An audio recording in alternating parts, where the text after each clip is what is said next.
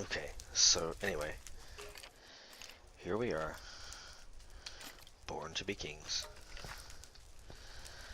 Alright, so when last we left this amazing game, we were on the outskirts of a jungle temple. Remember, we had looted it, and look at this. I got redstone. I made a compass so I can find my way back home. We got plenty of food. We got diamonds. Good grief, I mean, that's a score right there. The Vessel of the Dragon, which will come in later. Chopping block. Ancient manuscript. Pistons, which we wouldn't be able to make right now. And nice chiseled sand and stone bricks. And this thing, the hand crank. So anyway, we're waiting for the sun to come up, and that's all we're doing right now. So we look, do we need any kind of stuff? We need dirt. So let's get some dirt. So anyway, I had a fantastic day at work. I drive a forklift at work, and I do replenishment drops, which means that there are people that pick up cases from the locations to stack in order, and then I bring pallets in from stock, and I put them into the pallets so they have more stuff to pull. It sounds less glamorizing than it really is. It's actually a quite enjoyable job. It's simple work. It's not mindless because you have to pay attention to stuff. A lot rides on your dedication level, and I find it fairly rewarding. So I've been at my company for about 7 years now, and I really like the company I work with. I like most of the people that I work with. Um, that place is teaching me that there's some good in everybody. There's also some bad in everybody, me included. And I've just started to take on more responsibility at the place. I actually have been filling in for some of the office work and stuff like that. I'm not going to get into that very much. It's not very interesting, but it means that I've had less and less time to play and less time to enjoy the things that I really like. I've been working third shift for 7 years now, and my wife gets up. Um, Currently, she is between jobs, so she's sleeping until about maybe 9:30, 10 o'clock, and it's 7 o'clock right now. So I usually have about an hour and a half, 2 hours, sometimes even 4 hours, depending on when I get home, to do whatever I want to. It's kind of like, my time. It's my Karnak Sam time. And since I have other hobbies, I make music. I play an acoustic 6-string guitar, write my own songs and sing them, and I've tried adding accompaniment to varying success, and I actually find adding drum lines and bass and all that to be kind of tedious, and I don't really enjoy it. So what I really do is sort of like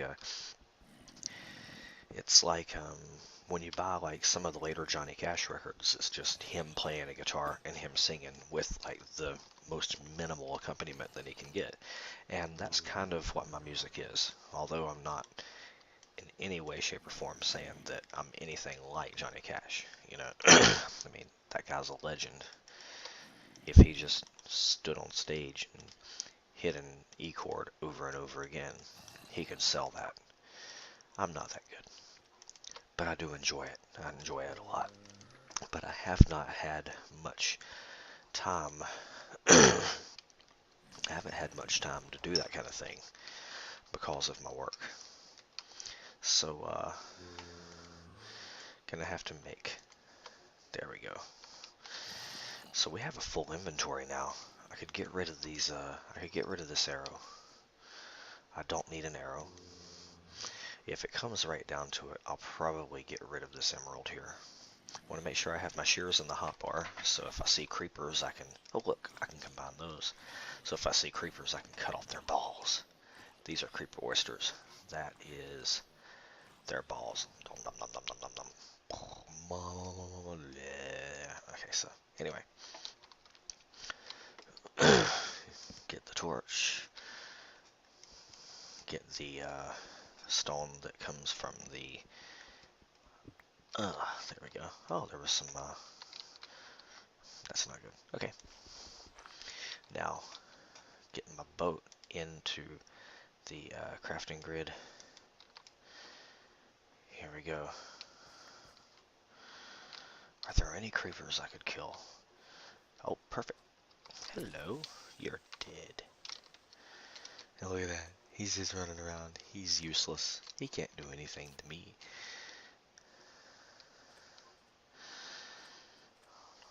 Okay. Now, we're gonna go out exploring. Oh my gosh, is that... That looks like it could be a dwelling. Do you see it? I see it. I don't think it is, though. I think that's just a tease. Yeah, it's just a really blocky little area. Sure as heck looked like something, though. All right, I'm gonna hug this coastline, and we're gonna use the boat to save energy. Speaking of energy, I should probably chomp down on this.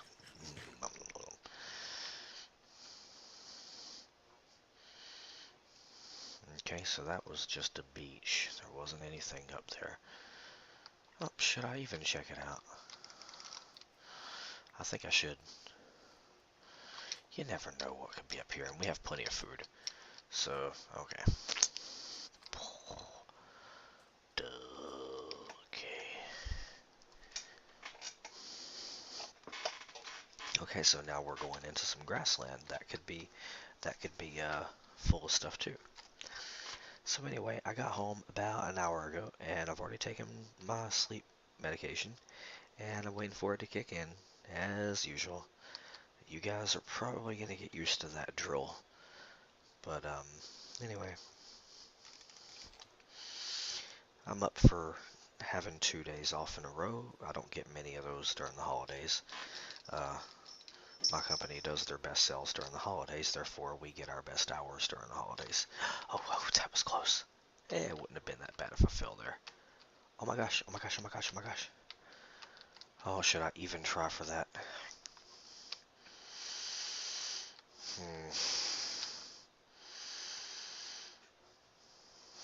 No.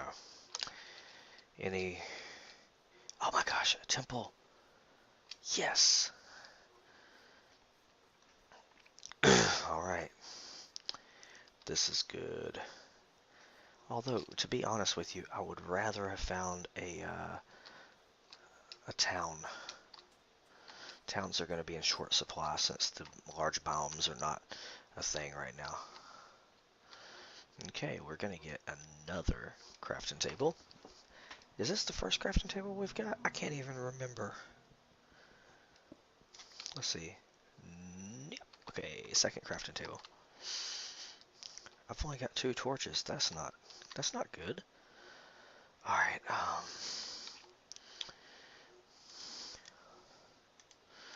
hey, I can use these to stop up everything.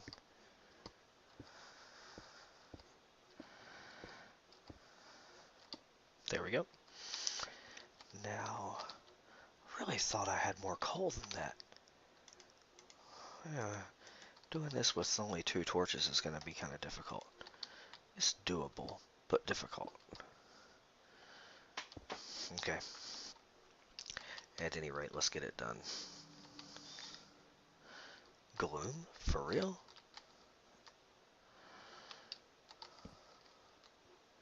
Must be a lighting glitch. Well, here we go. Oh, I should probably set up a crafting table. Yep, as I said, let's set up a crafting table. Unfortunately, once we get done with this, we're probably going to be having to pick and choose what we're going to be putting up here. You know what? I'm going to put a chest up here. Means afterwards we're going to have to make a wood run, but it'll make it less likely that we're going to drop a whole bunch of stuff.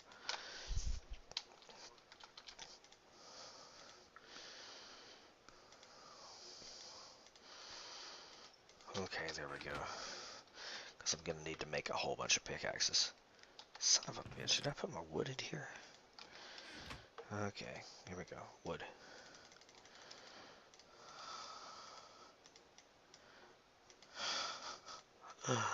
Oh, Lord. So bad at my job. Okay.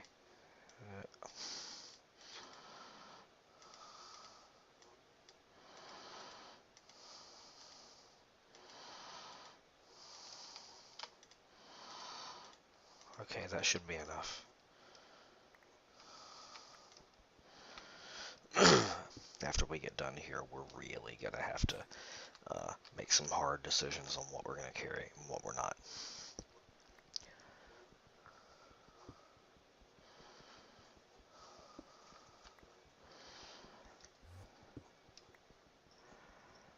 You know what?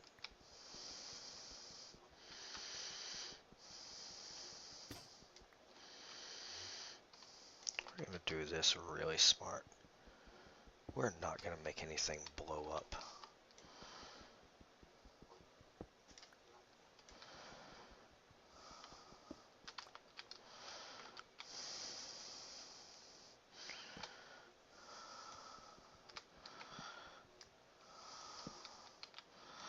Watch this.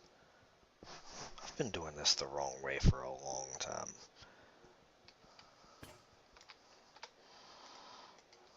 This is the easiest way to do it.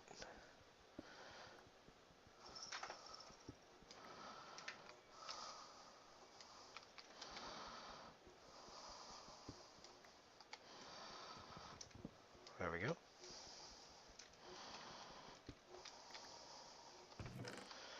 Boom, yeah, look at that. Heck yeah. Huh, well, that's enough iron to make a difference. And then to get back up, I just use these. These useless blocks that I don't need. So I can do this with 2 torches now. Fantastic.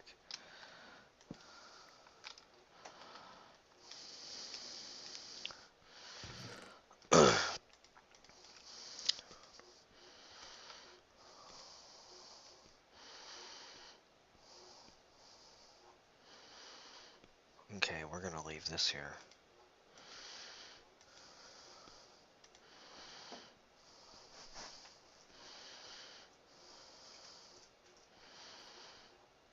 What are we gonna leave behind? These blocks. Alright. Time to continue our... Oh man, don't start glooming up on me now. You're not old enough to be glooming. How much light do we have left? Kitty? My cat is being a dildo.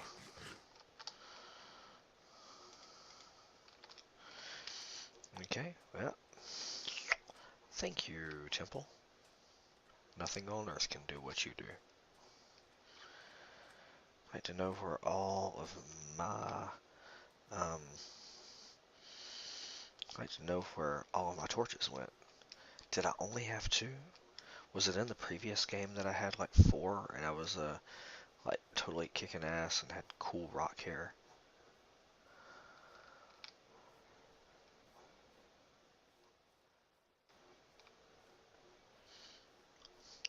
With with normal biomes on, it's going to be really, really, really hard to find villages. So I may have to settle for just having wheat, because I'm going to find one village. Hey, dude, chill out. Freaking cow, did you see that? He thought he was a person. Oh man, I'm going to have to dig in. Okay, well that place, that was fun. We're going in here. Perfect.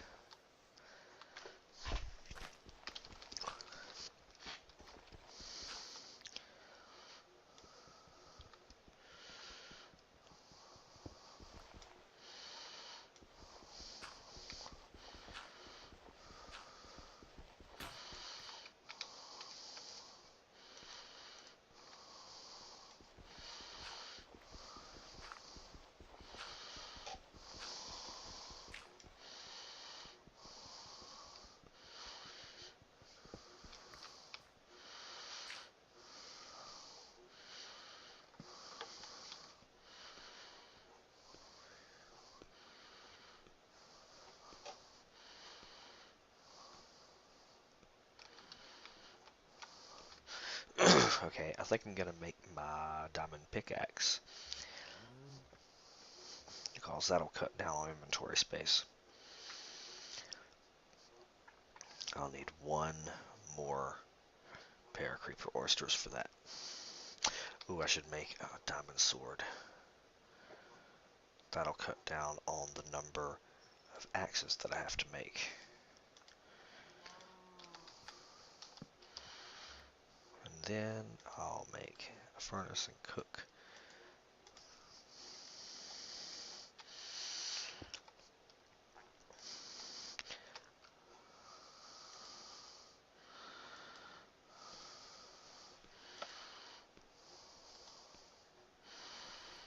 Fuck it, I'll burn both of them.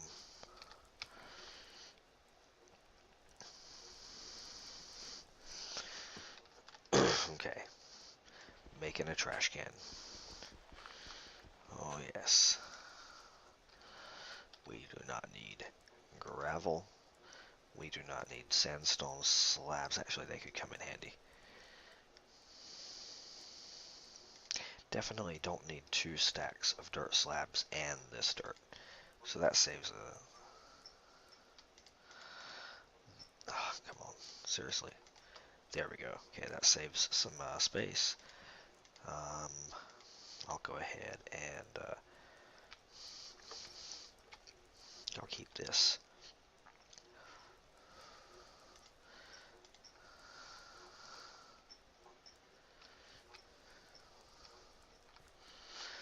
See, if I have an iron sword, I won't need 3 stone pickaxes, so that would be like 1, 2, that'd be 2 more inventory spaces I could save. And with the diamond pickaxe, I will not need an iron pickaxe, so that'll be 2, so I'll have plenty of room for wheat. Because I really at least need wheat. If I could get wheat and carrots, I'd be over the moon, but that might not happen. So anyway, going to put on a podcast.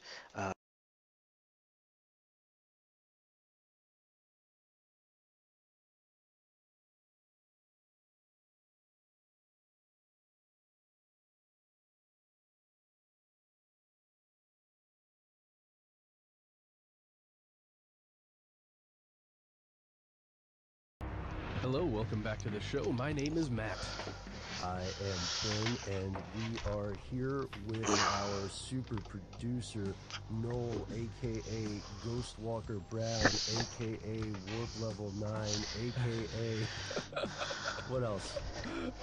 Why not Warp Level 10 as well? I mean, Warp he's Level both. 10, that's yeah, dangerous. That's like Super Saiyan Noel Brown. Yes, it's true, and before we get started today, we want to thank those of you who wrote in with some fantastic feedback regarding our earlier episode on Jade Helm. Oh, yes. Thank you for writing in. We got several interesting, different perspectives that were apart from our own perspectives on this. And, man, it's great to read your opinions and even your little insights. Especially, we had someone who is a former soldier who wrote in. Yeah, we had several on YouTube as well, some Facebook messages, some tweets. We had some people who live in the areas. Yes. Right? And we had some updates, and we had, it's interesting because we had several people who were saying, I can assure you with absolute certainty that nothing at all is going down. It's just sensationalism, which we asked about. And then we had several people write in and say, I can assure you with absolute certainty that something is happening. Yeah.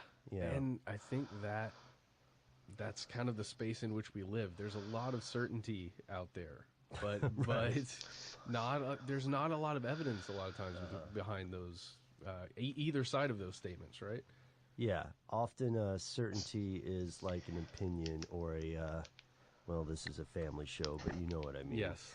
So we just wanted to thank everybody for checking that out. If you have not seen or listened to our recent episodes on military exercises and the one started in July here in the U.S. called Jade Helm 15, then please do avail yourself of it. Check it out. Let us know what you think Today we are talking about something completely different because, as we said, spoiler alert, Matt and Noel and I have a few irons in the fire. We've got some schemes cooking.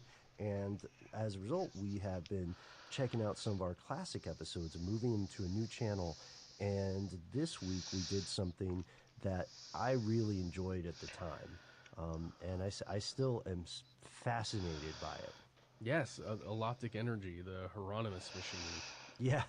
Man, it's a cool idea, and anytime we talk about free energy or somehow harnessing energy that just exists Right. in this Star Wars midichlorian world that we live in, apparently. Yeah. Like radionics, orgone. I won't add thetans because technically, again, spoiler alert, they are ghosts. Yeah, spirits, yeah. Yeah, I guess you're right, Alien ghosts. Yes, and well, perhaps one day we'll learn how to harness them without, because I Just can't like really speak. midichlorians. Right. Be able to harness the thetans inside each other. That's interesting. Well, now that we have once again flirted with litigation by the Church of Scientology, Got to do it at least one time per episode. at least one time. It's in our contracts. Let's go ahead and just like a quick recap of what this alloptic energy is. You said it's sort of an ambient thing. It's supposed to be all around us, and it can be focused through these devices, these Hieronymus machines devices named after the guy who invented them, quote unquote, T. Galen Hieronymus. Exactly. Fascinating character and interesting story. He was idolized by a sci-fi editor at the time, back in 50s, 40s, 60s, and he did somewhere in there, Matt. Sure, So, sure. And this guy, Campbell, took it a step further and said, not only do these machines work, but because it's harnessing this unknown power, and listeners, I'm like pointing to my forehead like a crazy person now. I assume it's, Campbell assumed it was a psionic power, some sort of psychic ability. And so Campbell argued that you didn't have to build the device. You could just draw the schematic of the diagram, right? Yeah. And it would have the same effect. And you could place things, objects, in certain areas of this diagram on a piece of paper that you've drawn it out, and you could somehow harness through that object like a memory or there are all kinds of things you could do with this device, with a piece of paper and the diagram. And with your mind. Yes, it's all your mind. Being your own thing, or being the primary mover, the engine here. Hieronymus himself objected to this, and although he thought Campbell's heart was in the right place, his intentions were good, yada yada yada, he believed that this guy had actually set back this science of radionics by a century or more, because the way that he built these devices is you would take a substance of some sort, a sample, and you would put it in this little tray or receiving area, and then you would be able to affect that by modifying or I guess harvesting, collecting, and focusing this radionic energy, which is not proven. Certainly not proven. Yeah. I don't think it is out of the realm of possibilities, especially, as we're starting to tackle what we're going to tackle this episode. Right, yeah. There might be something there, but, for now, we in no way can prove this, and nobody can. I understand, and, it is quite possible that we have yet to encounter all the forms of energy affecting the reality in which we live. It would be tremendously arrogant to say that we have figured it all out. We are still in what future historians would likely call the Dark Ages. But point being, like Hieronymus, one interesting thing that I can't remember if it made it into the video, which you should watch if you haven't watched it yet. There's this quote he has that we mentioned earlier. He's talking about setting back the science 100 years or something. he says that this is the thing, though, Matt. He says that those diagrams worked when Campbell did them. They actually were Hieronymus machines because the guy used India ink, which Hieronymus said was conductive. Wow. I know I can hear the more skeptical people in our audience now, just as their eyebrows raise and their eyes roll. Oh, one of them, it made it into the studio, huh? But do check it out. And this got us thinking. This concept of alloptic energy got us thinking of something that you and I have looked at several times before, like free energy or suppression of energy, or excuse me, suppression of technology, alternative energy, 0 point energy, all these different propositions that we hear get lauded and vilified and most often just not accepted by mainstream science. Today we're going to talk about the newest version of that. But before we get there, we have to ask a question. I have to ask you a question, and it's actually one of our boss our boss's favorite questions. Okay. So our boss is a guy named Jason. He's our CCO, and one of the questions he likes to ask people is, what's your favorite, Star Wars or Star Trek? Or do you have one? I think I've addressed this before on this show, maybe, and it is Star Trek. However, I did just get back from the Star Wars convention, and I was starting to turn a little bit towards Star Wars, starting to turn towards Star Wars, just because of when you're around that kind of fandom. I think it's a bit infectious, and especially when you're with someone like Holly Fry, who is one of the she's an editor here, I believe. Yeah, she's an editor. She's one of the hosts of Stuff You Missed in History class. She was with us, and she is such an avid fan that I was getting pulled that direction. But for me, the science of Star Trek, it's a bit, I would say, a little harder on the science, in that it sticks a little bit closer to the known physics. Although it does extrapolate a whole bunch to get things like the warp drive. Yes. But it's it's trying to be as in line with it as possible, and also the social sciences aspect of Star Trek, I think, is stronger. The post-industrial society is a neat argument, and there's a mysticism, of course, to Star Wars, right? Oh yeah, and a lot. I think I have not made a call on either of those. Well, that's probably a smart idea because Really? just wait. Until what? I'm gonna get so much hate for saying that, and I'm sorry, Star Wars fans. I do love Star Wars. It's just not the same. I love you, Star Wars, but I'm in love with Star Trek. Yeah, that's exactly right. All right, but nail on the head here, man, because if we're talking about Star Trek, we're talking about the warp drive in here. And what is a warp drive? Well, it's an engine for a spacecraft that would allow the craft and the inhabitants, everything inside it, to travel faster than light. So everyone in the rest of the world, it's 299,792,458 meters per second. Yeah, that seems like it might be dangerous for the hull of a ship. I'm just saying. Well, sure. I mean, it's tough and it's a theoretical engine, but it's tantalized humanity since we solidified the underlying laws of physics, and that's part of the problem with the warp drive, right? Yeah, it's something that it's a dream that we've had since then, right? And the thought of being able to achieve that, man, I think it's driven a lot of people in the field right now, in the field of physics, like that kind of dream. Yeah, and even before we really had codified what would become the laws of modern physics, as we understand them today in 2015, there were numerous people who were, building religions based off stuff seen in the heavens, writing stories about going there, staring into the sky, inventing different means of trying to discern what was happening in our nearest celestial neighbors. But the way we get there has always, or often, has in almost every single case eluded us, except for, or at least, and we're talking about manned exploration here. That's one of the big deals. But the laws of physics have been around for a long time. Philosophers knew about these. Other people explored them due to the slow, steady grind of history. We don't, we can't say with certitude who actually discovered these things first because maybe a record of them doesn't remain. Sure. But what we can say is that the credit for the codification of like the laws of motion goes to a guy named Isaac Newton for the 3 laws he created.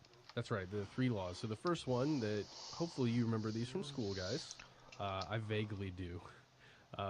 The first law is that every object will remain at rest or in uniform motion in a straight line unless it is compelled to change its state by the actions of some internal force. So it's going to keep going where it's going or staying where it's staying unless something else comes in and knocks it. The second law concerns how the velocity of an object changes when it's subjected to an external force. Okay. So it slows down, speeds up, those kind of things. And the third law, this is probably the most famous law, is that for every action, there is an equal and opposite reaction. And that's, the idea of when a ball hits another ball that have roughly the same mass, you're going to see the ball that gets hit move in the opposite direction that the ball of which hit it. Yes, right, exactly. And these laws so far have not been disproven, right? No, not yet. Not yet. And it's okay to add not yet on there because we could also add probably never will be disproven. Sure. But I think it's best to hedge our bets and say they haven't been disproven yet, as far as we know. At least on Earth. We're pretty sure those are the rules, guys. But we are faced with, again, the relative impossibility of a warp drive, or at least the appearance of impossibility, pales in comparison to the benefit that this kind of technology could give us. I mean, imagine, okay, for the Star Trek fans out there and for the Star Wars fans, just imagine every time you saw one of those long pans of the inky black and the tiny pinpricks of stars, right? This illustration of the sheer, possibly unknowable size of the universe, not to mention the space in between heavenly objects, means that human beings cannot travel to another star within a person's lifetime. Not with our current technology. Right, yeah, and if you think about it, we're still, let's be a little crass about it, we're still like taking the liquefied remains of dinosaurs and making them explode to power space travel. Yeah, if oil is actually made out of dinosaurs, Ben. Well, the majority of oil is not made out of dinosaurs, as you know. No, but that's a crazy point. That's the way we are still getting out of our atmosphere. Yeah, into near Earth orbit, to the moon, or sending even rovers into to Mars, right? So this gives us a few options then for any intrepid human beings or human groups wishing to travel beyond the stars because they got swept up in that Carl Sagan speech, right? Well, okay, so I've got the first option. I don't know if it's really an option. I guess it is an option. Just give up. Just give up. Just stay put here. Put it down. Just, go back, watch an episode of Daredevil, and that's it. Well, now, or fix problems that exist on Earth. Oh, now that's interesting. So it's not. Maybe it's a reprioritization. Okay, that's an interesting idea. I think it's probably a bad one, but that's okay. What else can we do? Oh, this is exciting. We could try to build gargantuan, gigantic arcs and put a little piece of Earth in there. Human beings, animals, plants have a biome that's slowly crawling through the ink towards some alien destination over like millions of years while entire civilizations and species rise and fall. Like a Starship Earth kind of thing, like a little miniature version? Yeah. Yep. Do you when you envision this, do you envision a spherical thing, or do you envision like a Enterprise type thing that's got all the, like, it looks like a ship, it's just got the interior of Earth? I envision an inevitable breakdown. Oh, Sorry, I don't think. Yeah, I don't think we could do it. I'm pretty skeptical. Maybe it's just a science fiction, but there are so many problems that we have not thought of. hmm Like to a what happens to a woman who has a child, right? hmm Conceives a child and then bears it to term in space, and repeat that over how many Like, generations? are you speaking of an evolution of what a human would become in that kind of environment? Well, over that span of time, it might be likely that certain traits would select for evolution. And I guess it also depends on how many people are there, Yeah, right? what kind of gene pool are we talking But about? I was just talking about the ability to survive and reproduce successfully. Got you. Because what happens for the first generation of children growing up in space? Will uh, their limbs, right, will probably not be as developed unless there's hmm some sort of continually functioning gravity, right? And who knows if they'll be able to reproduce. Oh man. So that's one way. Clearly not perfect. Okay. Clearly Okay. not perfect. All right. Well, is there any other thing we could do? Well, here is I think our best and closest option. What's that? Just let's devise a different way to travel through space, right? And also a different way to get to space, Yes, yeah. or to outer space. To escape Earth's gravity. Mm. So what's all this that we've been hearing for the past year or three about people discovering a new kind of warp drive? Well, we've talked about some of the possibilities of a plasma engine. There have been a lot of stories that you'll find online about different ideas for how to propel a ship once you're in space, Yeah. and that's where this most recent one comes in, the M drive. And this thing is fascinating in the least. It's a prototype rocket. Is it the real life warp drive? Maybe. At least that's the way it's being described. It's this gentleman named Roger Scheuer, or Scheuer. And here's the thing. He claims his engine generates thrust by bouncing microwaves around inside this enclosed metal funnel. And since there's no mass or energy emerging from the engine, he claims that this thing can propel itself just through that, just through bouncing microwaves around inside this thing. And if that's true, this would violate some fundamental laws of physics. Yeah, specifically the third one, kind of Isaac Newton's breakout single on his EP of the laws of motion, which was the third law about action and reaction. According to a gentleman named Brian Koberlein, who is an astrophysicist at interviewed by Space.com, that's one of the primary problems with this. It's what Scheuer, the scientist Scheuer, is saying is that he is creating propulsion without a propellant, a car without gas, right? Yes, there would still be energy expended, right? Because if you wanted to shoot microwaves into a thing, you're going to have to power whatever's firing the microwaves. Sure, yeah, but they're saying that the thrust they're getting when none exists should be there, and there's not a reaction to the action, I guess. So people have attempted several tests of this device, and listeners, you've probably heard the headlines or read something about NASA testing it, right?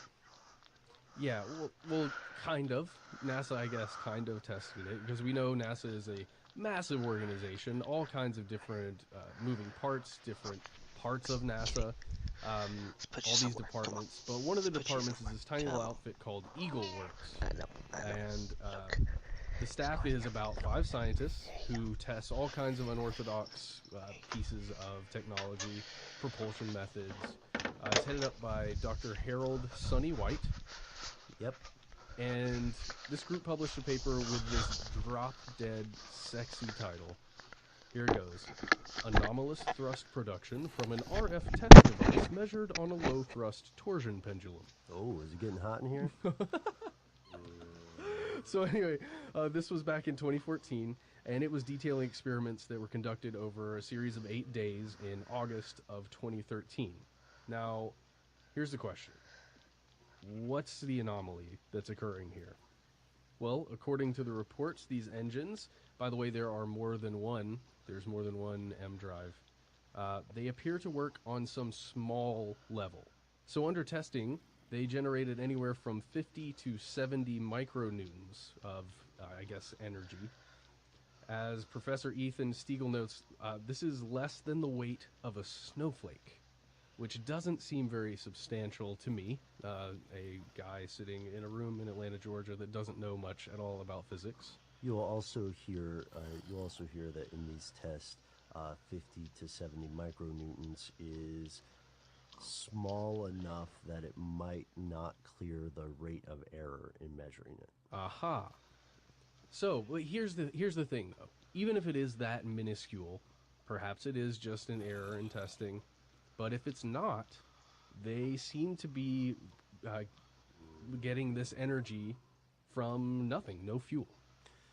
Right. It's an idea that will send quite a few physicists into a livid huff. Yes. Every time you hear it. This is not the first time someone invented an M drive or something.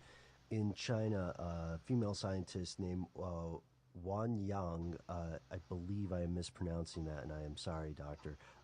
She led a team of folks and claimed they had done it in 2012. And they were, if you look at their papers, it's pretty technical, but they were also measuring temperature as well.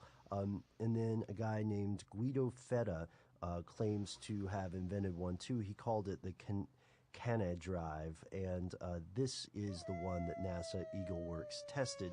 There's a difficulty here because the groups did not receive the same consistent results, and they don't agree why it's happening, and no one knows what's happening, and a lot of people, a lot of people are coming out of the woodwork to say, this is utter bunk, and it's strange sometimes because, again, one has to be rigorous when measuring these sorts of things and have a decent methodology, but you also find like a lot of character attacks where people are saying, people are making the assumption that someone is automatically misleading the public, which I think is, it's funny, but I don't think it's professional. Absolutely. It's that same thing that happens when, let's say, the bones of physics are being challenged, right? Mm-hmm. Because everyone in that field knows physics and they know that this is the law and this is how it works. And when someone comes along and says, well, perhaps that's not how it works, right? That's very dangerous to most of the establishment, I would say. Yeah. But the great thing about science is that there's an understanding that change must occur, or at least some, if new information comes in that is valid, then the whole system can integrate that, right? Yeah, and that's a great point. And the more extraordinary a claim is, the more extraordinary the evidence should be supporting it. That's what a lot of people, that's what a lot of people would argue, right? So then for something like this, Ben, it would need a lot of money to be basically injected in so that there could be vigorous testing of some device like this, to the point where you could either outright prove that this is happening or not. Mm-hmm. But it seems as though, it's kind of on the fringe, this little small group in NASA that's testing it. Sure. Because you don't want to spend a whole lot of money on something that is probably nothing. Right. Well, let's keep in mind that NASA Eagle Works, their task is to investigate these things that have enormous risk in terms of cost and wasted money, and potentially they're playing a lottery, an R&D lottery, because potentially there could be some huge benefit.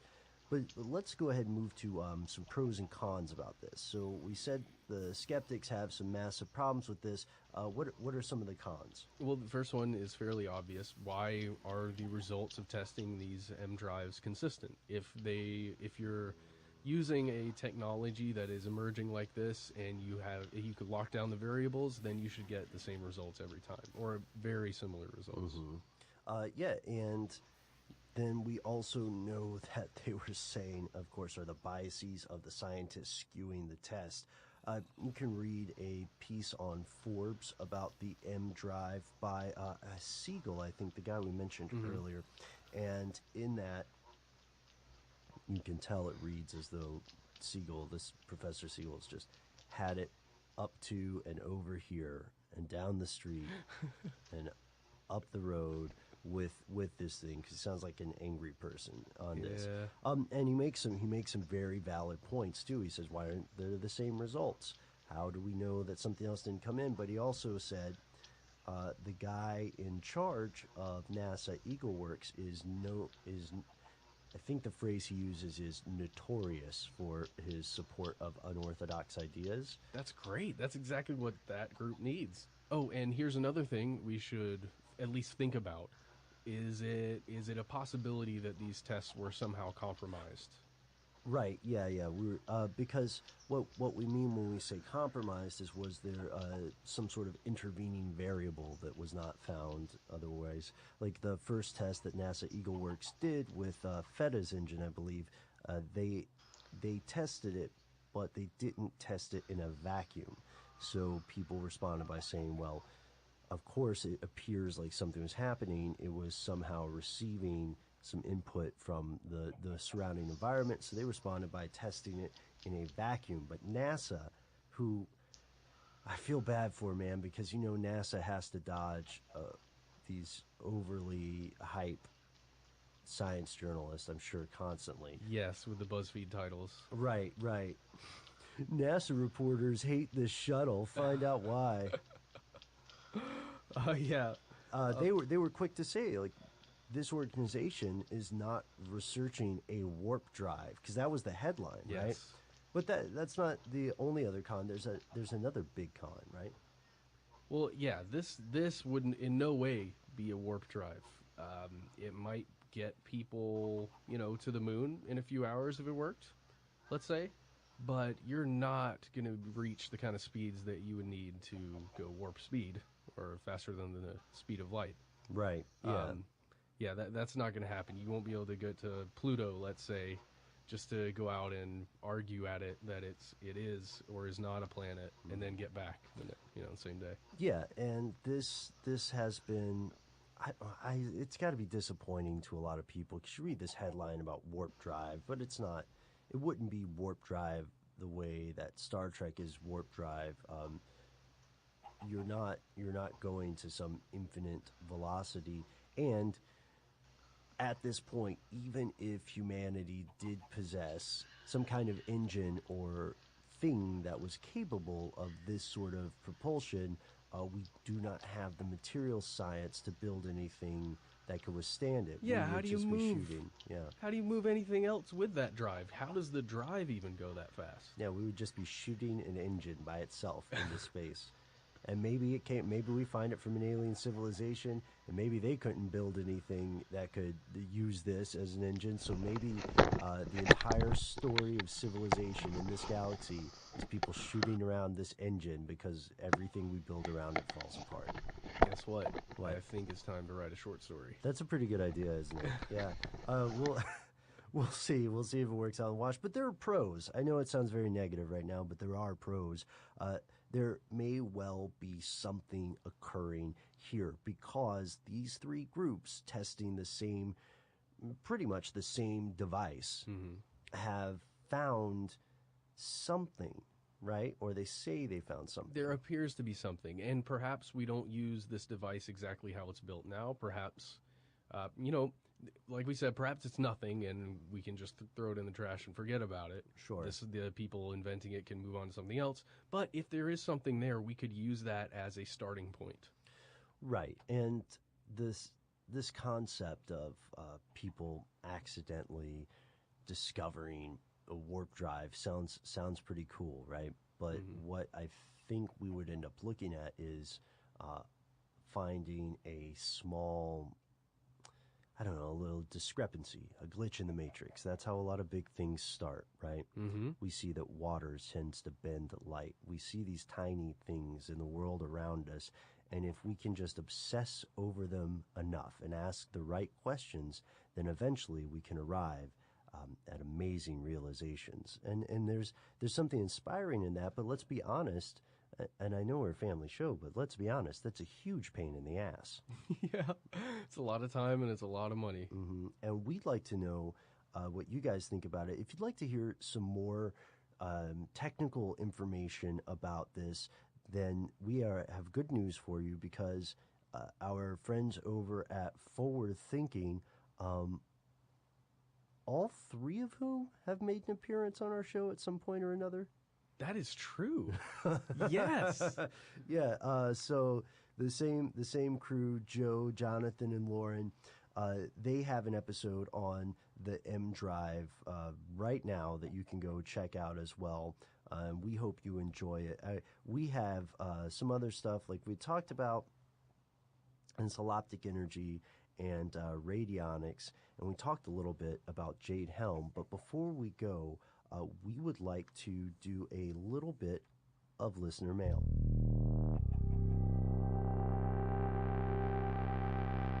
Our first message comes from Marty, and he says, "Hi, Matt and Ben. Have you ever done a show on televisions and other equipment in our homes and their ability to spy on us? Oh. I think I've watched most of your shows, and I don't remember one on that. Please forgive me if I missed it. Oh, sir, you are forgiven either way. You do not need forgiveness from us for any reason, but please watch the rest of our videos."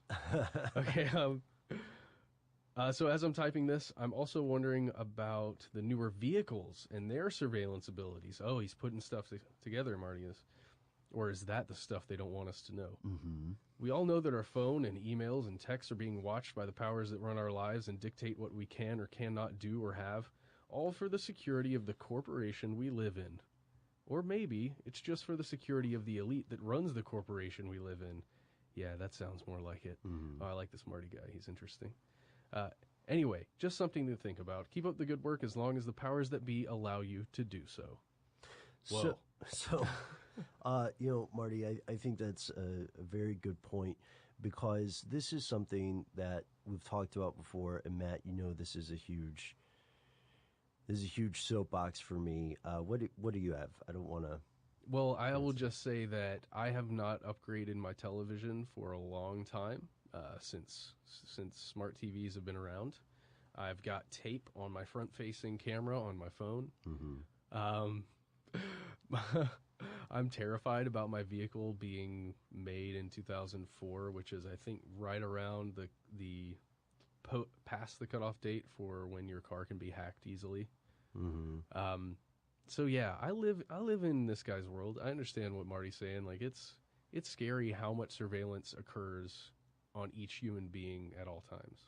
The good news is your car specifically, Matt, I think could only really be hacked if someone had direct access to the ECU. They'd have to plug in. Yes, it's in that weird middle ground. Yeah.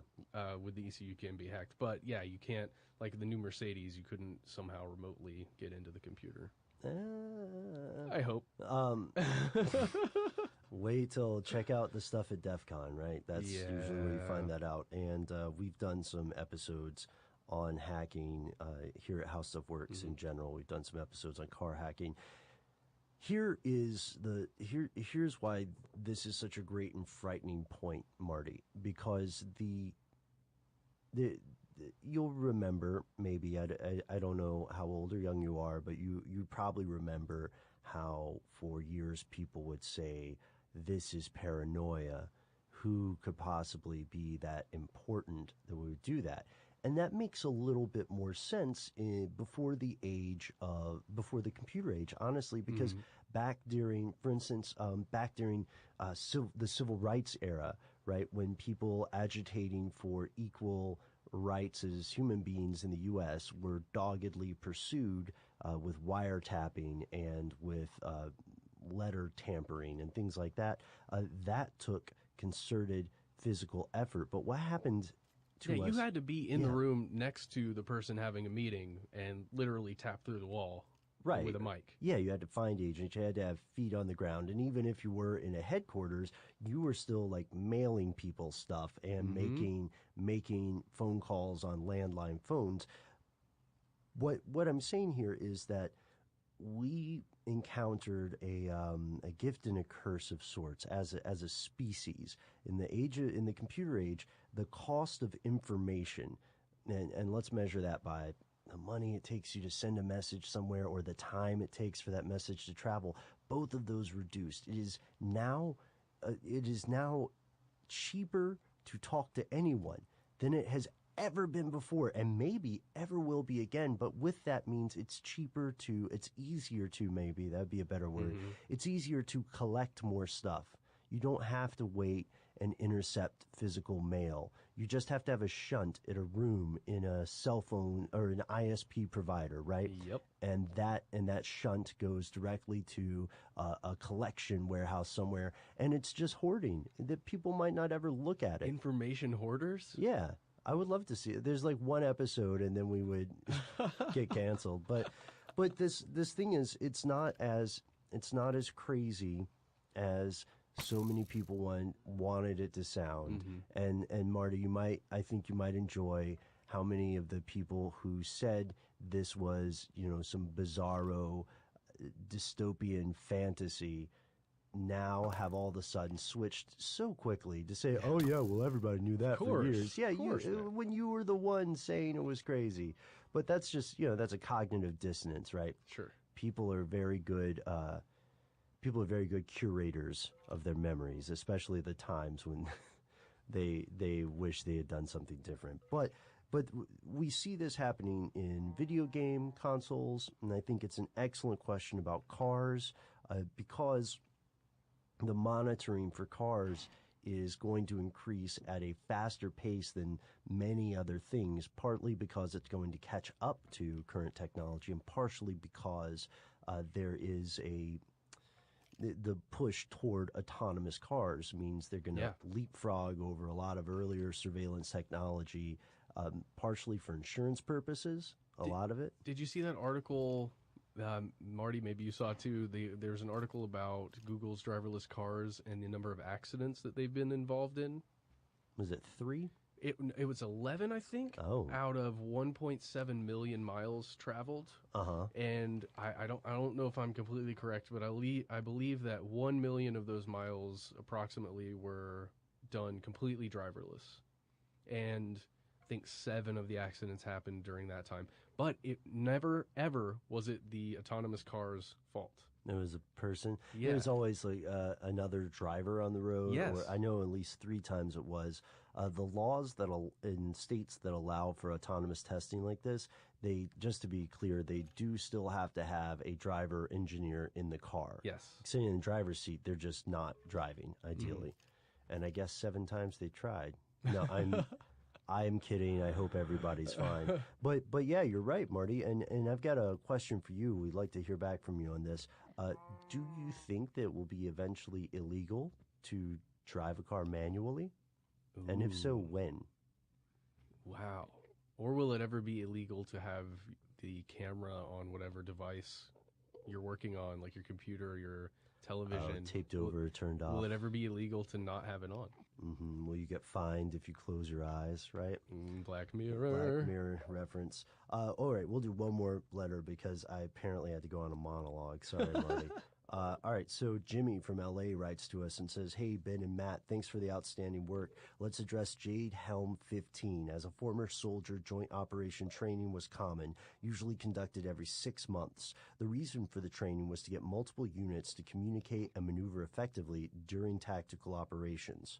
When I was overseas in the early days of Operation Iraqi Freedom, I witnessed units accidentally shoot each other and move to unfortified positions under the command of brigade commanders. The results were disastrous by the loss of American and Iraqi lives. The training was supposed to quell officers' egos and get them to work in unison. Wow. Many officers, lieutenant colonels, and colonels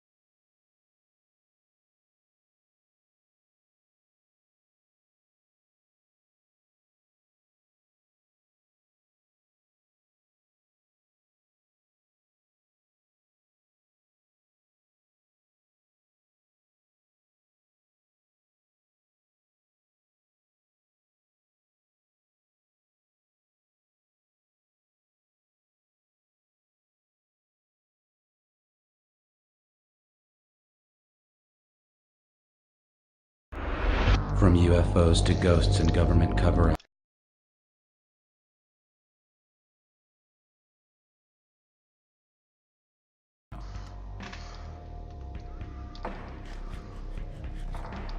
Suddenly the sky was split in two, and high above the forest the whole northern part of the sky appeared covered with fire. At that moment there was a bang in the sky and a mighty crash. The crash was followed by a noise like stones falling from the sky, or of guns firing. The earth trembled. And that was a quotation that comes to us via a researcher named Leonid Kulik, who heard this account at the Vanara Trading Post in Russia. The account was read by our special guest on the show today, the one and the only Mr. Joe McCormick, who you may recognize from Forward Thinking. Hello, Joe. Hi, everybody. It's an honor to be on a show of ill repute such as this. Why, thank you. My name is Matt. And I'm Ben. And that makes this stuff they don't want you to know. And today we are discussing something extremely cool, something explosive and fiery and dangerous and deadly. Well, fortunately, as far as we know, not deadly for any humans. Yes, but there were probably several animals injured in the making of this event. Oh, I'd say no doubt about that. So today we're going to be talking about the Tunguska event. A while back, Mr. Ben Bolin came up to me and he asked if I'd like to be a guest host on Stuff They Don't Want You to Know, and I said only if we can talk about the Tunguska event. Mm-hmm. That was one of many of the conditions that came attached to this appearance. Yeah, and that was a lot of paperwork. Yeah, we're glad we could make it all happen. But this is such a fascinating topic because we know the facts, and for decades afterwards, people were not sure what actually happened. But as we go through the episode today, Matt, Joe, and I are going to illuminate the events a little bit by talking about what we know in the beginning, the various theories that were proposed, and what we believe nowadays actually happened. So this is not one of those podcasts where you'll walk away with way more questions than answers. We have the answer, ladies and gentlemen. We have the answer, and as the Mad Hatter said to Alice, we'll start at the beginning and go through the middle, and then we'll stop at the end. Sound good? That's great. So let's start at what exactly was the Tunguska event? Well, we should start by saying what Tunguska is. Okay. That's not a word that pops up every day. You're right. for us. Well, maybe if you're one of us three, but Right. not for most people. Okay, so the Tunguska, or the Podkamennaya Tunguska, if I'm saying that correctly, is a region in Russia. It's actually a region in Siberia, I believe in Siberia proper. So a lot of people will say basically anything east of the Ural Mountains is Siberia. Not all Siberia. There's actually a part of Russia that is officially Siberia, and this includes the Tunguska region. Right, spot on. The Podkamennaya, which I'm probably mispronouncing, is also a river that flows westward about 976 miles, or for everyone outside of the United States and maybe two other countries, 1,571 kilometers to a place called the Yenisei River. The name of this river means Tunguska under the pebbles. There are a couple of different Tunguskas, and they're tributaries of the Yenisei, and it's called under the pebbles, interestingly enough, because it flows under these pebble fields, so it's not an open river for the entirety of its run. Yeah, and so in this region you have a lot of forest. You also have peat bogs and swamps, and so there's a lot of great wilderness out there. Fortunately, not that much civilization. Yeah, that is fortunate. It is not exactly New York City. As you may have heard about Siberia, it's a pretty isolated place, right, Matt? Yeah, it's a difficult place for humans to live. There are the only humans that really live out there are these semi-nomadic herders and trappers that survive off the land, and they're few and far between. They're, what are they called, the Evenki? Yes, we should also do a disclaimer that none of the three of us, to our knowledge, are Russian. And Noel, I don't believe you're Okay, Noel is also not a native Russian speaker. But what we do know, aside from mispronouncing a few things here and there, we do know that in this isolated part of the world, something very strange happened a little after 7 a.m. on June 30th in 1908. You heard the quotation, right? A massive explosion. The way a lot of people at the time seem to have described it, and as far as we know, there was nobody at ground zero of this. There were people who were quite far away but still felt the effects imminently. So people described it as seeing a vast light in the sky, burning particles, a sky full of fire, a second sun, these terrifying apocalyptic visions, and then feeling things like searing heat coming from the air, and then shockwave blasts, as it described like cannon fire. And we also know that people from as far as 40 miles away reported some stuff about this blast. So there's no argument here. Something definitely happened. It wasn't just a bunch, a bunch of really bored nobody's people. denying that. It's not like no, nothing to see here. Right. Because it even burned people within 13 miles of where it happened, and there were animals that were damaged. So there are obvious effects that you could feel and see. Yeah, there's some real end-of-the-world stuff there. But as we know, as we said at the top, years passed and people weren't sure what occurred, and in the absence of that, no one was able to say what happened, so people started saying what they thought happened or believed had occurred. Well, yeah, sure. Something huge happens like this, and you go to what you know or what you believe, right? That's kind of what humans do. Something, if you don't understand it, it's just you go to your innermost beliefs. Sure. I mean, if something like this were to have happened, say, 50 years later, you can bet, I think, that ufology would immediately come into play. I'd say that wasn't such a big thing back in 1908. I mean, there were vague kind of ideas of otherworldly visitations, but they didn't have the science fiction vision of flying saucers with energy weapons like we do today. Yeah, or perhaps a nuclear strike. Something that looks like a second sun burning in the air. Yeah, one might say that again today, but back then, I mean, they had no reference point for that. They didn't have nuclear weapons Exactly. yet. Right. That we know of. All right. So that's a really interesting point, though. So if we talk about some of the things that people did believe, we will see that some of these ideas came into play decades after the fact, and one of those being the idea of extraterrestrials. So you'll see claims that some sort of extraterrestrial force, either accidentally or purposefully, triggered this explosion, or that evidence of this craft or this weapon or whatever. Oh, that's the most important part, that it was something made by an intelligence. Right. That it was not just from space, but purposely crafted and then sent here. And then you can also see that when people started speculating that perhaps this was Tesla technology.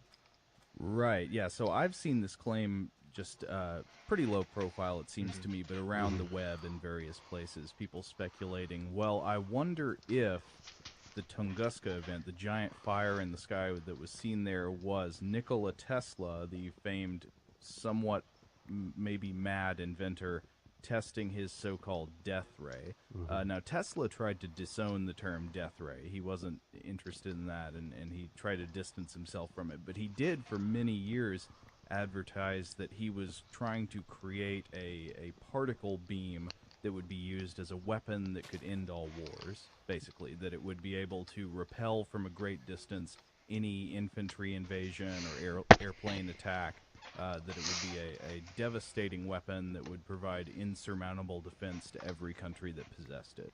Right, which I think is an interesting argument for deterrence, right? We see it happening now. The logic of having a nuclear arsenal is similar to the logic he had with this particle But beam. really, what he's talking about, Tesla, is just mutually assured destruction. Well, it could be interpreted that way. I actually did a podcast with Jonathan Strickland on tech stuff about this. I'm not usually a host of tech stuff, but I guested with him. about technologies that were believed at some point might end all wars, world peace tech. Yeah. It turns out none of those have ever worked. Oh. But so one way of looking at weapons to end wars is this idea of mutually assured destruction. Everybody has weapons so powerful that it's in nobody's interest to start a war because the retaliation would be devastating to you.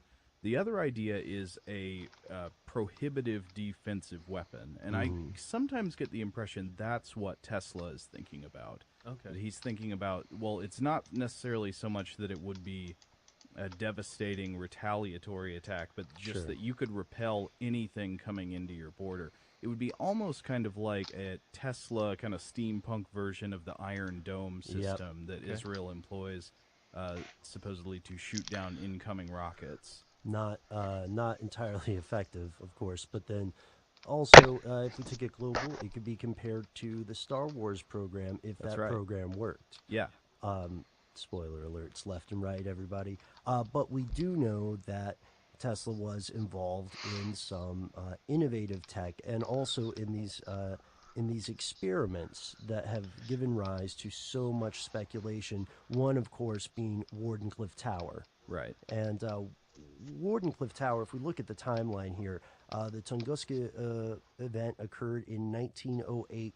Wardenclyffe Tower was shut down in 1905. It wasn't dismantled until 1917. So the timelines here don't seem to work out. But, of course, if he's talking about the particle beam instead, then we don't really know, but we have more compelling evidence that says he didn't have anything to do with it. Yeah, I am not even convinced it's likely that Tesla ever really had a particle beam.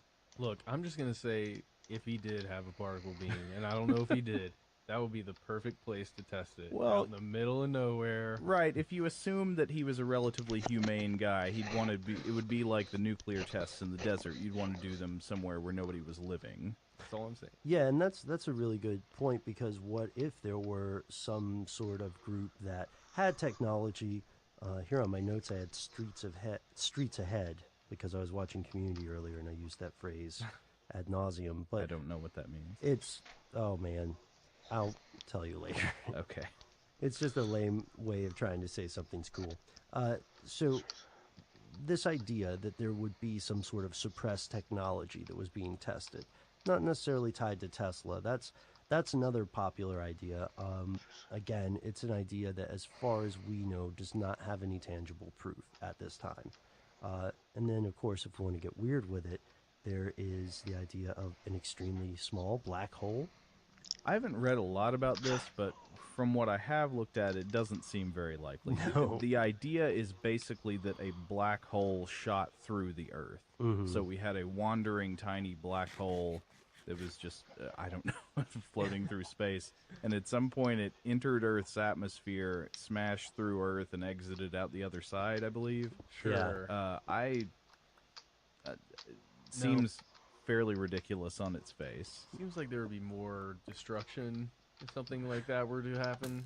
I don't know. Well, and I think the idea is that there would be more evidence of it. Right. Like Right. we'd see, it would have had more effects at both ends of the Earth, right? There would have been an exit wound. Yeah. Honestly, we have no idea what would happen.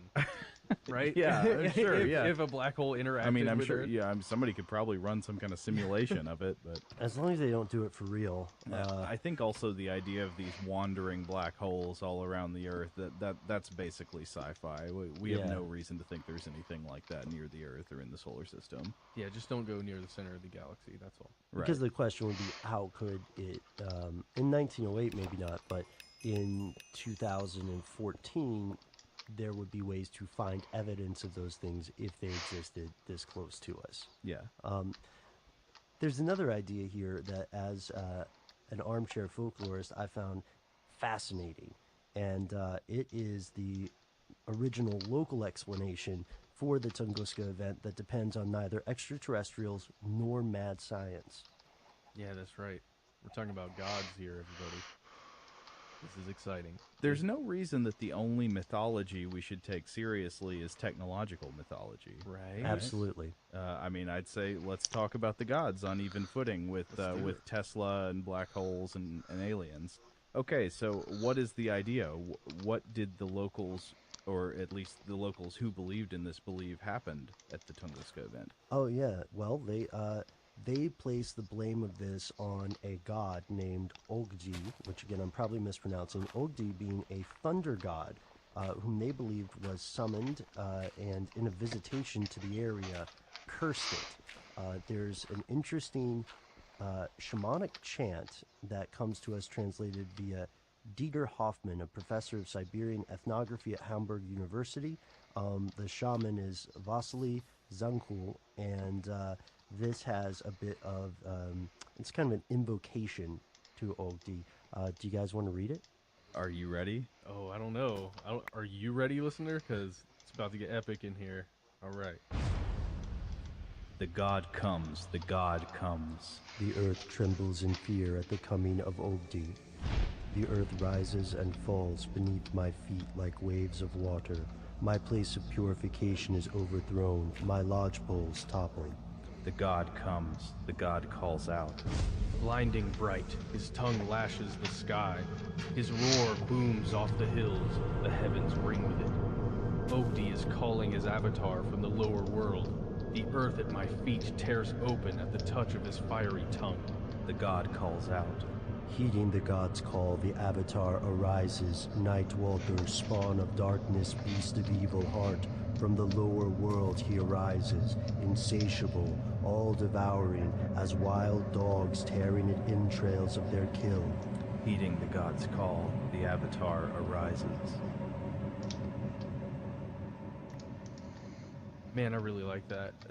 That is awesome apocalyptic poetry. Seriously, I really wish we had more of that kind of imagery. Just colorful imagery in our mythology. I got nothing like that here. I mean, there's some pretty heavily, I guess the right word would be epic or metal. There's some pretty metal parts in most religions. Oh yeah, what I would say is that believing stuff like, oh, it was aliens, or oh, Tesla was testing his death ray has no poetry like that. It's so quotidian. Yeah, so you know what, Nice. that's a good point. And also I like the idea that what we're looking at when we see these three different explanations is various groups of people are attempting to explain an inexplicable event through the lens of the way they see the world, right? Yeah. Through a framework. It also helped to place the enormous loss of life and property in perspective. So they thought some shaman had foolishly called on Ogdi, and that was the root of the problem. Now, they didn't really talk about this for a while, though. We didn't really have an investigation. Certainly not in 1908, right? No, but years later we finally did. Yes, and we will get to that in just a moment, I promise. But first, let's look at something slightly different. We are sponsored today by Audible.com. They're a place you can go and get your books, your reading material, through your ears instead What? of through your eyes. Yeah, Whoa, this sounds like some crazy science fiction talk to me, man. it is, but it's also very much real. Audible has over 100,000 titles to choose from, and you can read it on a phone, on your desktop, on your laptop. Do people still have desktops, or are we just old? I have 2 desktops. Yeah, Okay, and yes, I am old. And here's the deal, too. If you go to audiblepodcast.com/stuff they don't want you to know, that's us, then you can get a free audiobook download of your choice and a free 30-day trial membership. It's pretty awesome, and we actually have a suggestion for you. Go and check out Dead Mountain, the untold true story of the Dyatlov Pass incident. You've probably heard of that before. You've watched our video on it. This is really great. It's by Donnie Eichar. I think you're going to like it. It just goes into the minutia that maybe you didn't hear from us on our overview of video. Yeah, and if you haven't heard of the Dyatlov Pass incident, it also occurred in Russia, like the Tunguska event, and people still aren't sure what happened that day in 1959. Yes, but we may be getting a better viewpoint. So head on over to audiblepodcast.com/stufftheydon'twantyoutoknow and check it out. Get your free audiobook download, and also let us know if there are any books you think we should tell people about that you like. All right, so let's get back to the show now. Okay, so I guess it's time to talk about what really happened in 1908. What was the Tunguska event? We know it was an explosion, fire, heat, thunder, shockwaves from the sky. What was it in reality? Okay, so it seems like the first scientific expedition to the area happened in 1921 when Leonid Kulik hit the scene, and he was looking for a crater because the basic idea in mainstream science was this was a meteor. It was a rock from space that descended into the atmosphere and hit the ground somewhere and blew up. So it's a massive impact event. And there might have been then, there definitely still to some degree is today, debate about what the nature of this object from space was. Was it an asteroid, a largely rocky body, or was it a comet, like a ball of ice and dust? But the main idea is something from space came into the atmosphere, blew up. So he wanted to go find where it hit. And it turns out when he actually did get to find it, because I believe there were multiple expeditions before he actually found it. Yeah. So once he got to the area, it was not hard to find ground zero. Yeah. Because there were about more than 800 square miles, about 2,000 square kilometers of trees that were affected by this explosion, basically in a bullseye shape. So when you entered the area from the outer circle, the forest turned into a landscape of flattened trees. Trees knocked flat against the ground, all outward in the same direction, going out from the middle. Obviously, it would be pretty easy to know what direction you need to go. That would be amazing. I would just want to say to walk through that. Yeah. Gosh, that would be cool. Yeah, and so it followed 800 square miles. I mean, wow. Yeah, and as you said, that's the rough estimates. It's more than that. Yeah, I think it was more. It was like 820 or 840 square miles. But so they proceeded inward and found toward the center of the bullseye scorched tree trunks standing straight up with no branches, just stripped, branches gone, like charred telephone poles. I mean, what on earth? But how interesting that they weren't knocked over the way the ones on the outside. Yes. Right? But the branches are one of the biggest pieces of evidence, too, because that only occurred, that wouldn't occur again that we have documentation of until Hiroshima. When, oh, really? Yeah, because of the speed and the pressure knocked the branches off before it could translate that to the trunk. So it's like getting hit so hard that your arms fall off before you feel it in your chest. Yeah. So wow. If you think about this, though, what it suggests is not an impact on the ground. Right, yep. But an explosion from above. And here's where we get to what has become the accepted theory of the Tunguska event in the years since. Scientists today are pretty much all in agreement that what happened there, something entered the atmosphere from space, and it blew up before it hit the ground. It just heated to the point that it completely exploded, and then the downward shock wave stripped and scorched the trees below it. As the shock wave spread out, it would turn horizontal in its direction and knock down the trees for those hundreds of miles. And the questions that this leaves us with are things like, what would have happened if it had actually hit the ground? NASA has some pretty interesting information on this, and the current theory is that this rock was about 120 feet across, and that it was traveling at a speed in excess of 33,000 miles per hour, about 33.5 thousand, and that it weighed 220 million pounds. Now, these are all estimates, of course, based on the best forensic data they can pull. But still, even if that is just in the area of the correct numbers? That is frightening. The craziest number was the next one. The idea that it heated the surrounding air to 44,500 degrees Fahrenheit. That's Yeah. Yeah. Well, I mean, it's very common for things entering the atmosphere to burn up upon entry.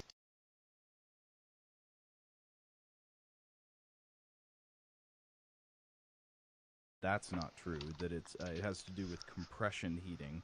So it's traveling so fast against the thick air of our atmosphere that it's smashing the air in front of it so fast the air heats up to these incredible temperatures and the thing catches.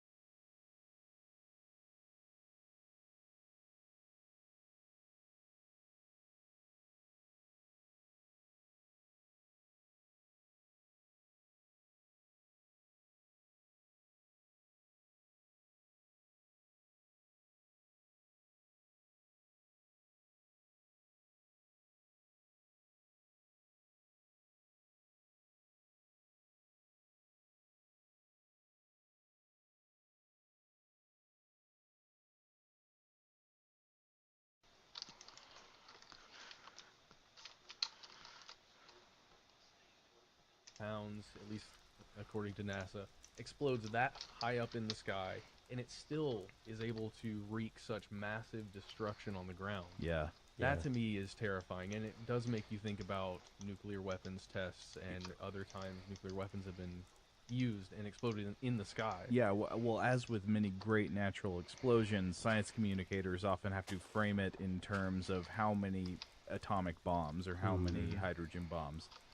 They did, I believe, the same quote you got from NASA did that they said basically that the explosion of this object from space released the energy equivalent to, quote, 185 Hiroshima bombs.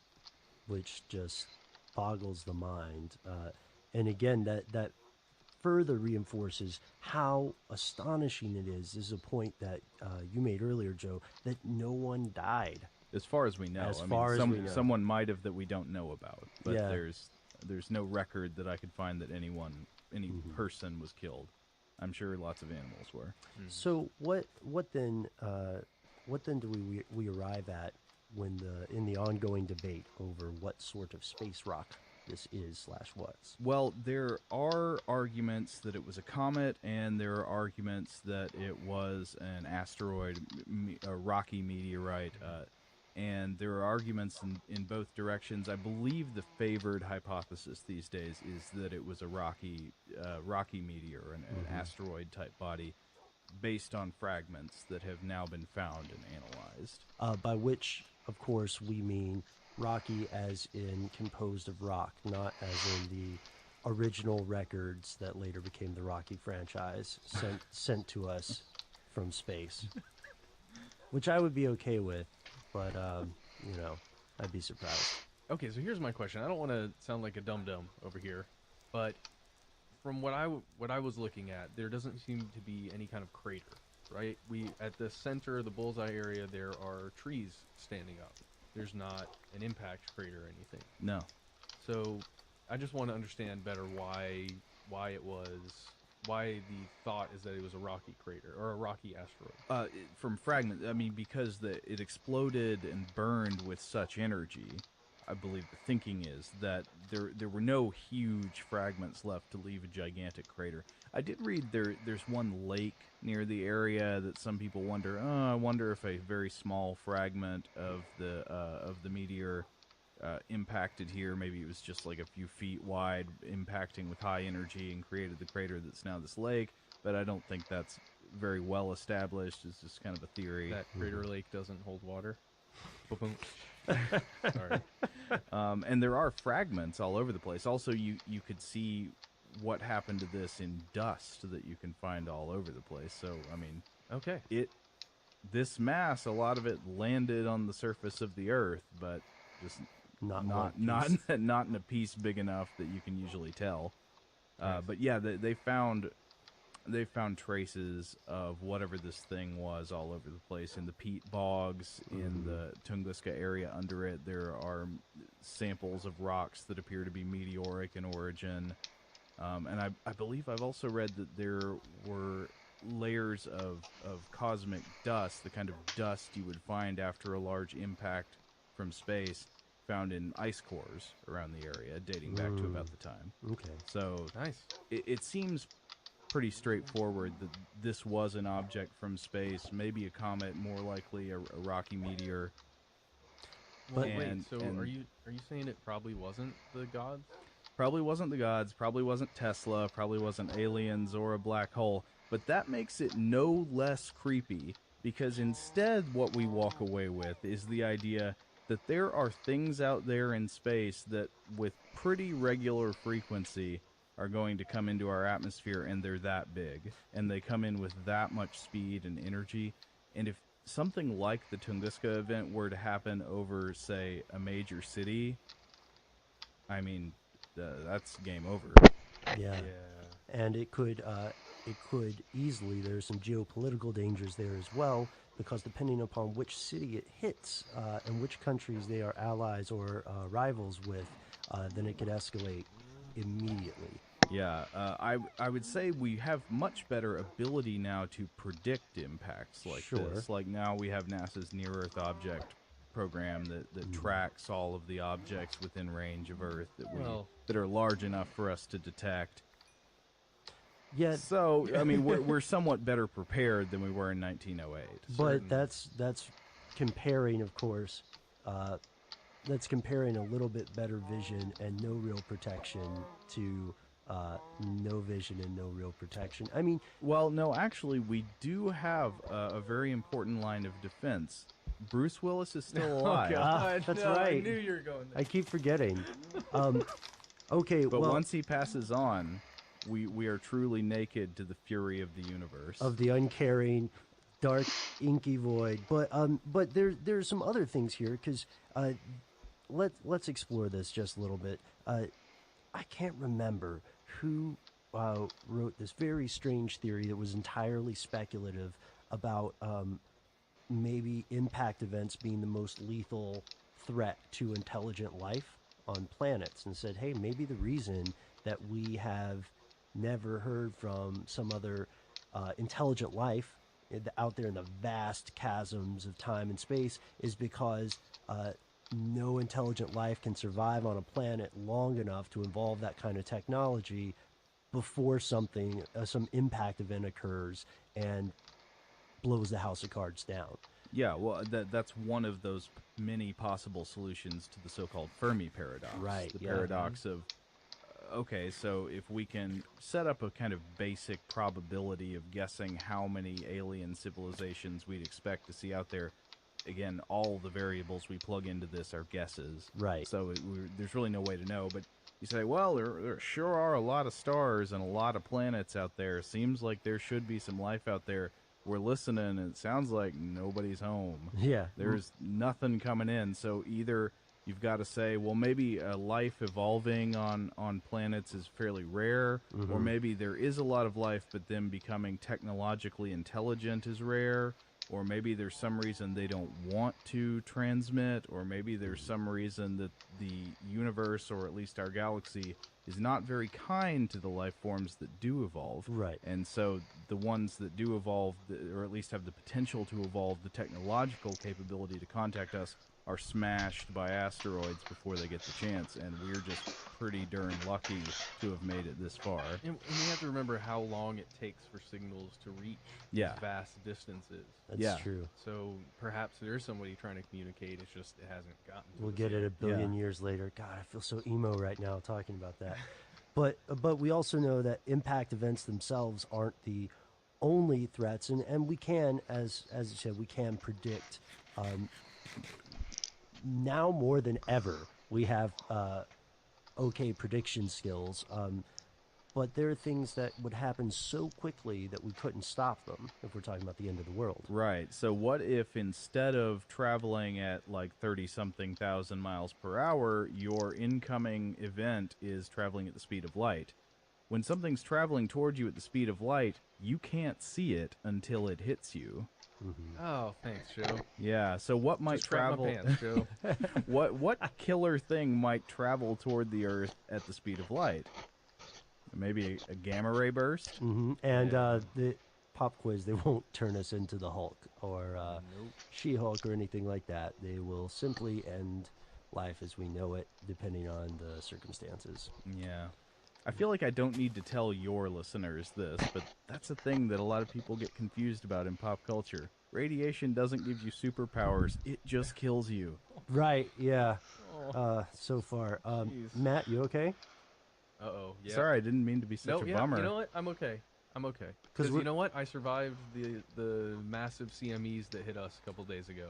Here we go. CME, what's that stand for? A coronal mass ejection, my friend, happens when the sun has these fun little things that...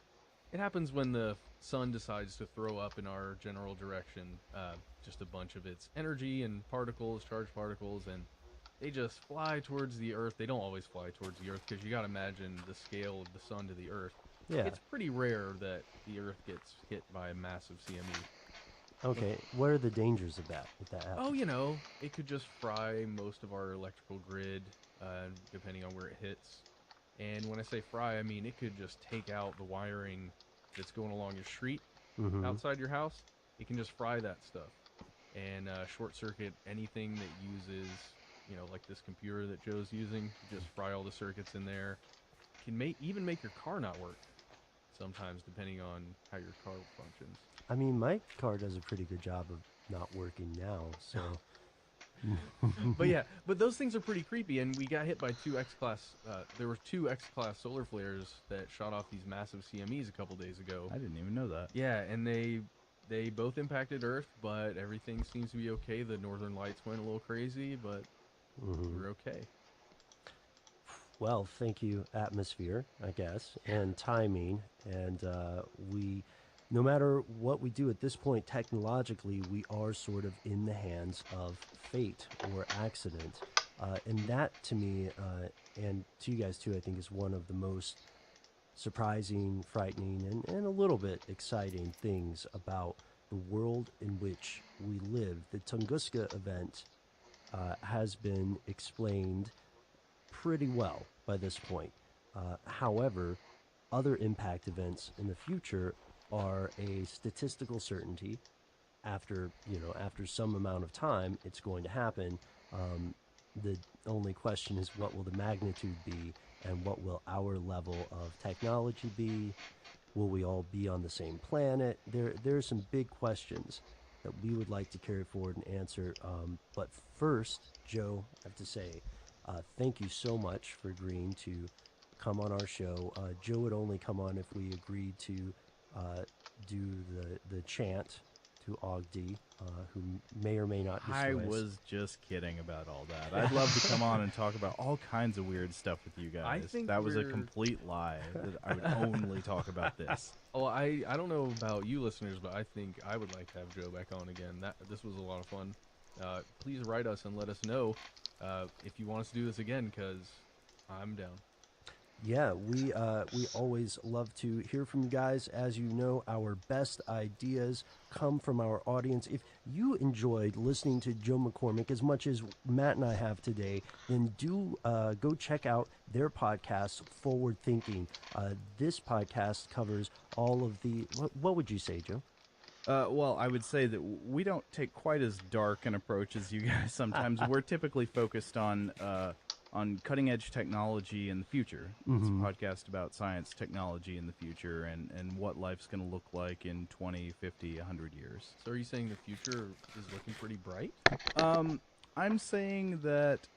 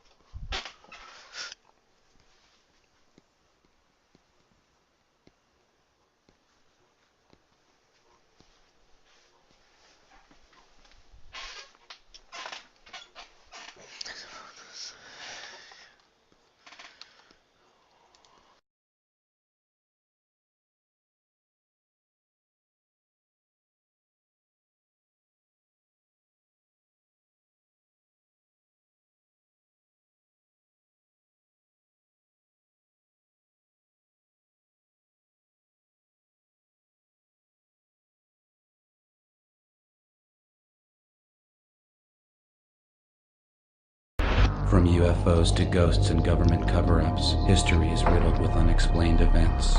You can turn back now or learn.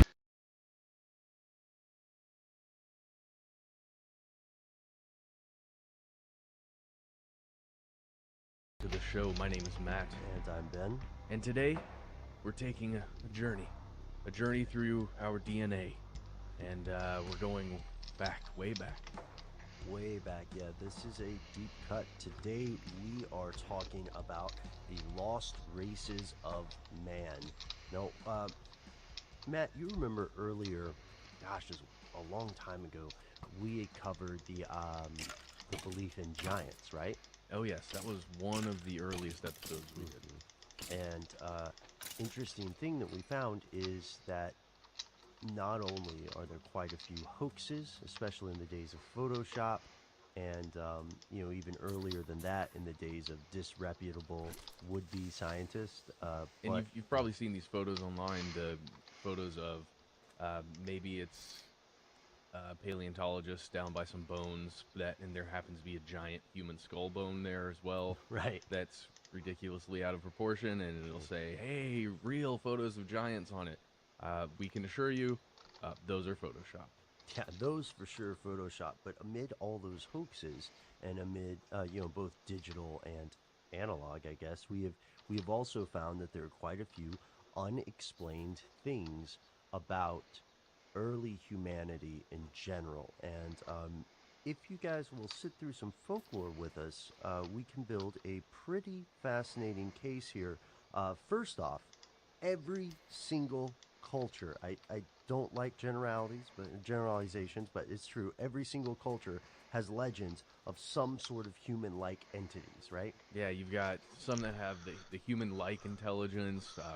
You think of the fairies or maybe the gnomes, even giants. Right. There are legends of these throughout many cultures, almost all cultures. Yeah, giants are some of the original bad guys in a lot of the epic tales of earlier empires. We have, of course, for most people in monotheistic faiths, Goliath would be number one giant. Mm-hmm. The idea of the Nephilim being giants was also present in early Old Testament stuff, some of which made it into the canonical version of the Bible, and other Mm-hmm. stuff that's more on the B-sides. And then we know that there are other myths and legends about creatures that are a blend of animal and man, and this stuff is huge. And of course, it depends upon the types of animals present in that culture's environment, right? Yes, you wouldn't have a giraffe in Native American culture.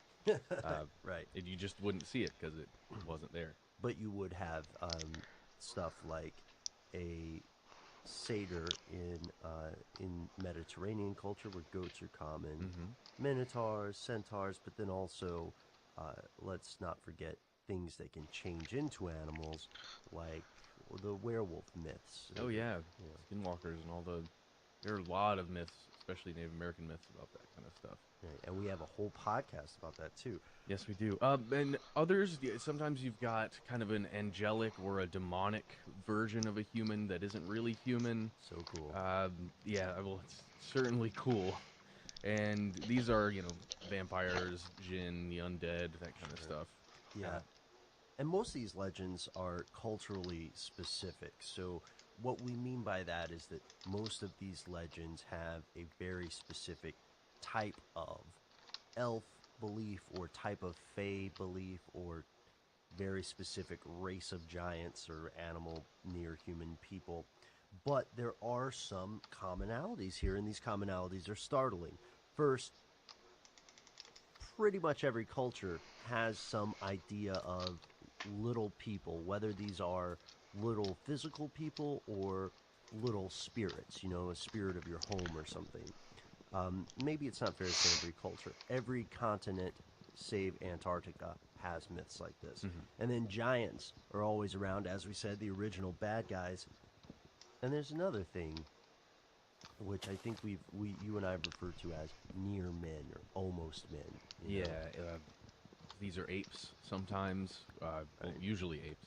Sasquatch things, yeah. Mm-hmm. Orangutans that just live in the forest, but they, if you get a glimpse and you don't really know what it is, Yeah. I could imagine someone seeing kind of an older orangutan with the long arms, just this weird old man in the woods who's just hanging out in the forest. Yeah, Maybe it's buddy. his domain. Maybe he's magical. I don't know. I'm freaked out just from hearing you tell this story. I've never seen that thing before. Right, yeah. And that's a really good point, Matt, because some of these legends have later proven to have a grain of truth, right? Especially the example that you just mentioned, which is orangutans. Right? Well, yeah, it's a fairly strange looking creature, but it's very human like as well. And for a long time, the Europeans who were invading or colonizing, depending on which side of history you're on, for a long time, the Europeans were saying, "What is this weird monster you guys are talking about? Who is the old man of the forest?" And nobody believed it until the discovery, finger quote, discovery of the orangutan, which is Wow. fascinating to me. And we know that this has happened, with other ape populations. Gorillas at one time were believed to be largely fictitious by early colonizing Europeans. I believe it was early colonizing Europeans. Somebody will fact check me on that. But this brings us, so we've walked through the folklore. We've shown that in a few cases, the folklore does have some sort of grain of truth, right? So it brings us to this. What about Homo sapiens? Did we ever encounter early creatures, ones that actually were like us? It's a good question. Well, if we want to use natural selection as the kind of the lens that we're looking through, then we absolutely had to have Homo sapiens had to have experienced Neanderthals, or at least a version, or I guess it would be closer to the. Wow, I'm talking out of my rear at the moment, but it would have to be, we split at some point, and it's not instantaneous, and the other, once you split, whatever you turned into, the other side just doesn't disappear. Right. Yeah. It's sort of like the old problem with some theories about teleportation. It reminds me a little bit, by way of painful analogy, about a movie called The Prestige. And Awesome movie. yeah, this is tangential. This is also chock full of spoilers. So if you have not seen The Prestige and you are one of those people who will get upset at me for you listening to spoilers, then don't listen to this part.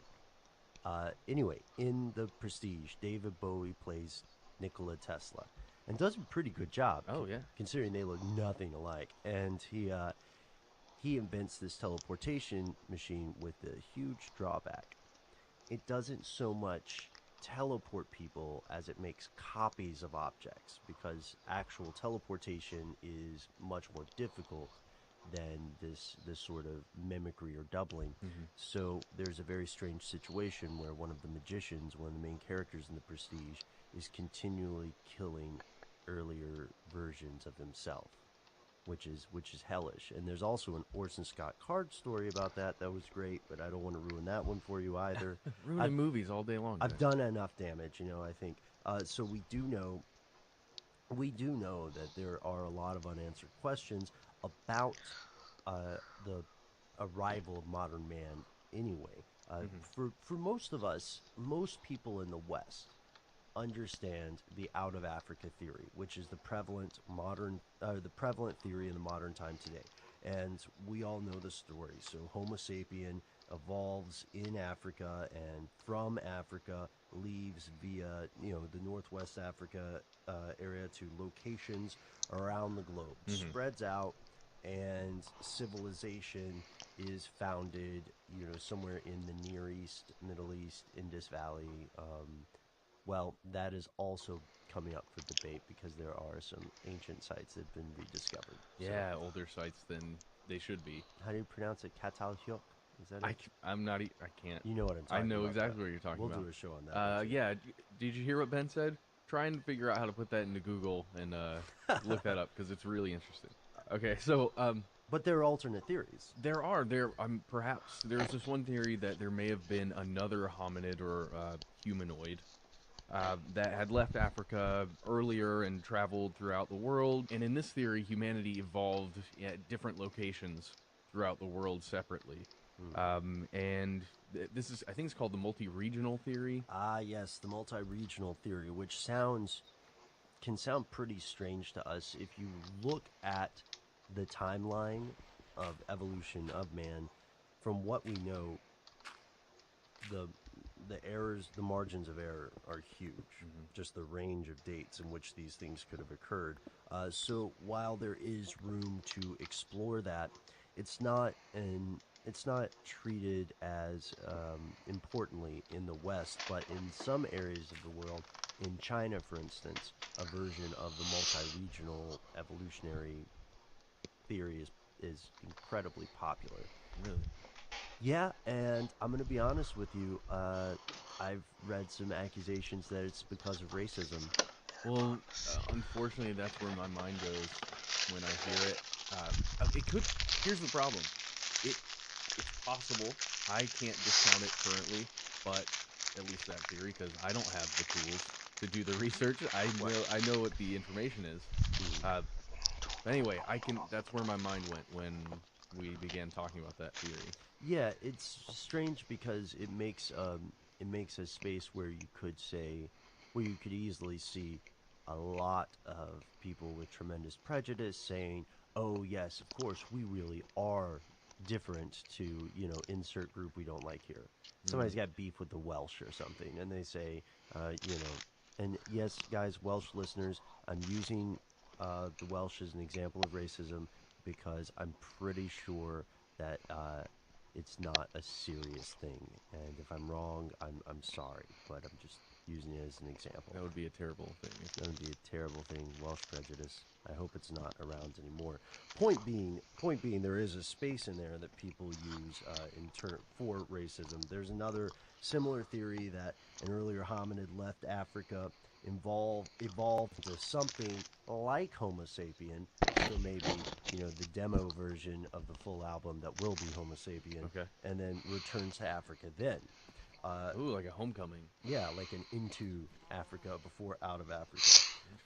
But, again, the most widely accepted theory by far and large is the out of Africa theory, wherein Homo sapien evolves on the African continent, departs, leaves, later starts to have regional variants into the things that we recognize as different parts of different human populations around the world today.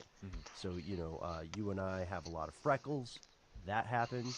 Yeah. Stuff like I'm that. kind of upset with those my hominid ancestors. You gotta own it, man. I don't You know, gotta own dude. it. It's just too expensive to get all these things removed. It's just not cool. We can't even walk outside for very long, Ben. But it's all part of the mosaic that is the human experience, right? They were some cave dwellers, our ancestors. I'm sorry I'm harping on this, but man, they must have been deep in those caves. And today, Homo sapien in general is one of the most successful large life forms in Earth's history. Now, we've talked before about what defines a successful life form.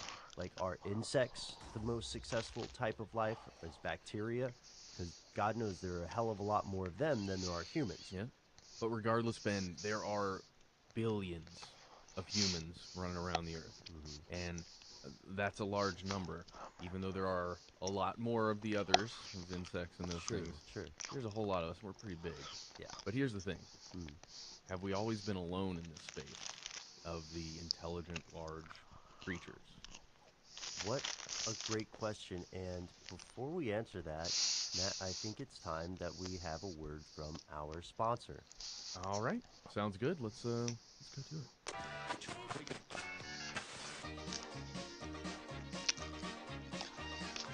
Well, hey there, friend. Me? Yes, you. You have a look of fear and terror about you. Oh, geez. I don't mean to. Is it my eyes? What? It's your eyes, it's your posture, it's, frankly, your smell. Everything about you says that you are afraid of giants. Oh. Well, I am afraid of giants. Yes, Yeah. and you should be. They are huge, they are dangerous. The legends are true, my friend. You are one gigantic accidental misstep away from being pulverized by an uncaring Cyclops or perhaps an oversized Goliath. Well, I haven't seen one in a while. Yes, that's because I'm wearing big and tall giant repellents. The only product guaranteed to prevent any giant taller than 11 feet from even entering your presence. So how does it work? Why, I'm glad you asked. For 5 simple payments of $79.87, you too can own one of our very first David Sling models. It's a hip stone necklace that you just put around your neck, and it will emanate anti-giant rays, which has been proven by scientists that we paid to say so. All right, now I'm willing to go with you here because I don't want to get stomped by Cyclops, like you said. That sounds like a really bad day. But honestly, Yes. I gotta level with you here. You know, for all of my days, I have never seen a giant.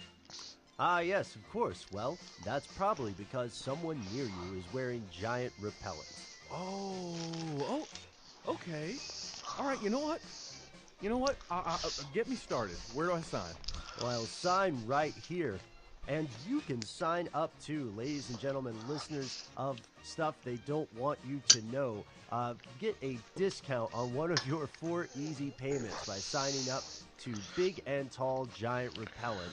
Stuff they don't want you to know.com/giant repellent. Sign up today. Big and Tall Giant Repellent is not responsible for the following: genetic disorders including Crohn's disease, Mycroft syndrome, funny hand, and left toe, insouciant joint loss, aggressive bonobos, depressed bonobos, Jonathan Strickland, farts, sharks, hand pumps, oxford, malaria, window breaker, Canada, Kansas, and Carolina. Big and Tall Monster Repellents, a division of Illumination Global Unlimited. And we are back. So now we can finally answer the question. Matt, you know the answer to this question. We have not been alone. We have not been. The Neanderthals are the first group of hominids that we need to talk about. They were first discovered in Germany, in the Neander Valley, which is A silly name. anyway. Yeah, so they're usually classified by paleontologists as the species Homo neanderthalensis, and some consider them to be kind of a subspecies of Homo sapiens, Homo sapien neanderthalis. Okay. But So the question is if they're their own species or if they're just a subspecies of modern man, right? absolutely, that is the question. So the first humans with proto-Neanderthal traits are believed to have existed in Europe roughly, or as early as 600,000 to 350,000 years ago. Right, and so this means that they became extinct during the time of modern man in terms of anatomy, right? There's another group that we should talk about that you and I got pretty excited about when we first heard of this, and those are the Denisovans. Spoiler alert: most of the early man variations that we find have names based only on where they were first discovered. Okay, so the Denisovans. We don't have much to go on with these folks. Fairly recently, researchers at the Denisovan Cave in the Altai Mountains of Siberia found just some tiny stuff, like finger bone, couple toes, fragments of skulls. And from this, they were able to look at the DNA and discover that there was another, either a completely different species of early man or a subspecies of Homo sapien. And here's the thing: Asia, the entire continent, is not very well mapped from an evolutionary perspective. So we're not sure what's going on with the Denisovans. We don't really know what they look like. We don't know where they came from. Well, yeah, it's very new. The idea of the Denisovan is very new. And we could have found some stuff from earlier that was also a Denisovan example, but just not recognized, right? One thing to note here, Ben, is that I've seen them called Asian Neanderthals, or the Denisovan Denisovans referred to as that, and that doesn't appear to be accurate, even though it does appear that they bred with Neanderthals or interbred with Neanderthals. 17 to 20% of their DNA does seem to be Neanderthal. Although they think maybe they also perhaps bred with another unknown hominid variant.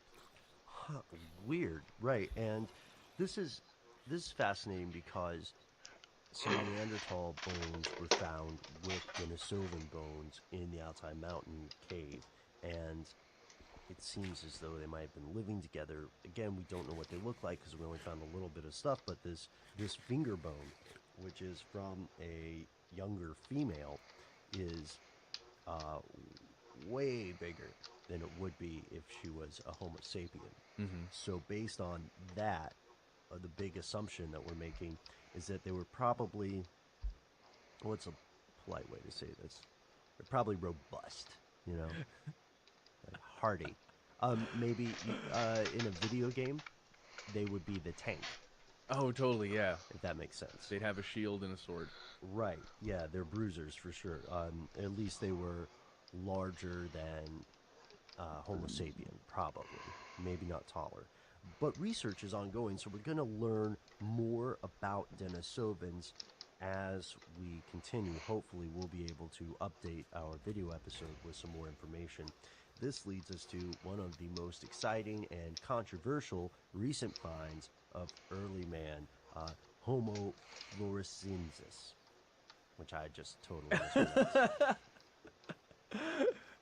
That's exactly the way I wanted to pronounce it, but I wasn't gonna attempt it. So what are we talking about when we say this? What are we talking about? We're talking about a real life hobbit. Then. Okay, I see the finger quotes there. Yes. All right, how do we find out about this? All right, so there were 9 individuals discovered in Indonesia in 2003 on an island called Flores, which, again, mispronouncing there. They were standing about 3.5 feet tall. Well, they would be standing 3.5 feet tall if they could, and were alive. But that was the entire community. It wasn't just 1 or 2 that they found. 9 individuals that were that tall. Right, and we know a lot of modern news outlets just want to run with a sexy headline. So a bunch of scientists got their dander up when they saw these headlines that said, "Real life hobbits found in Indonesia," and immediately started trying to shoot holes in the theory. Was there a genetic problem? Somebody had said maybe this was an isolated, and the implication here would be inbred population that had microcephaly, which is a very debilitating condition wherein somebody's head is much smaller than it should be, and it can affect intelligence as well. Or maybe they had no thyroid for some reason. Another thing that's not the same but similar is that maybe they were a distinct community that had island dwarfism. Which is, you know, the theory that animals who end up being on islands also end up growing smaller over time, their species. And for this to happen, there would have to be divergence here. But here's a really weird part. They were around pretty recently, right? Yes, these they lived as recently as 12,000 years ago, which is, well, it's very recent from the span of humanity. Yeah. And that means it was alive during the time of modern man. So when humanity was around, Homo sapien, Right. they were around as well. That is crazy, because especially considering that we as a society are still trying to figure out what is going on with the human brain, right? And we don't understand the nature of intelligence. For a long time, we thought that size of a brain was related to intelligence, but the things that we're learning about very intelligent creatures are proving that is probably not the case. And one thing that we found is that these creatures were a little bit, based on their anatomy, they were a little bit closer to apes than modern man, you know, in terms of length of arm to length of leg. And they have tiny, tiny heads, you know, in comparison to us, and Neanderthals, I'm sure. And despite all this, they still built stone tools. So they had the intelligence to make tools. And there's a really, to go back to folklore, there's this fascinating thing called I'm going to mispronounce this one too. Okay. The Ibu Gogo myths in Flores concern this race of small, little people who are not that great at language, but they hunt and they can play tricks and they interact with the local population. And it's funny that this pops up because we know that Indonesia still has a lot of remote forests, although they are increasingly being torn down for various industries. We also know that these quote unquote real life hobbits are the longest surviving non modern humans that we know of. It's pretty awesome. It makes me, gosh, it just makes me wonder if that was the last surviving family, perhaps, Oh, yeah. of you know these mythological creatures that were in actuality a real thing. Mhm. That's fascinating to think about. I'd love to have that story told, Yeah. and on a film or something, just to see that. Darren Aronofsky, you're probably listening. Let's be honest. It's time. Yeah, well, there's some really interesting stuff here too because reports of these Ibu Gogo linger well into the Portuguese arrival in Indonesia. And even today, there's a cryptid called the Orang Pendek, which is described as a very short, very strong, ape like creature. And there have been numerous reports of this, but we still have yet to find a body or a fossil. You know what I mean? Man, I just want to go out and live in the forest for a while with a bunch of cameras. Yeah. Well, Again, anyone listening at Discovery or Science Channel, Ben and I will do these kinds of things. You just, give us the money and the cameras, and we'll go. yeah, just get a plane ticket, really. Plane ticket and the camera. You don't have to pay me. I'll camp out in Indonesia. Sure. All right. Okay. I'm in. All right, so what's fascinating here is that the theories of how these creatures arrived, maybe it's not fair to call them creatures. I think they're close enough that we should refer to them as people. Mm-hmm. The theories of how these Homo floresiensis arrive on this island sort of requires them to have a knowledge of rafting, at the very least, to come over on a bamboo boat or something, because the distance is too far to swim.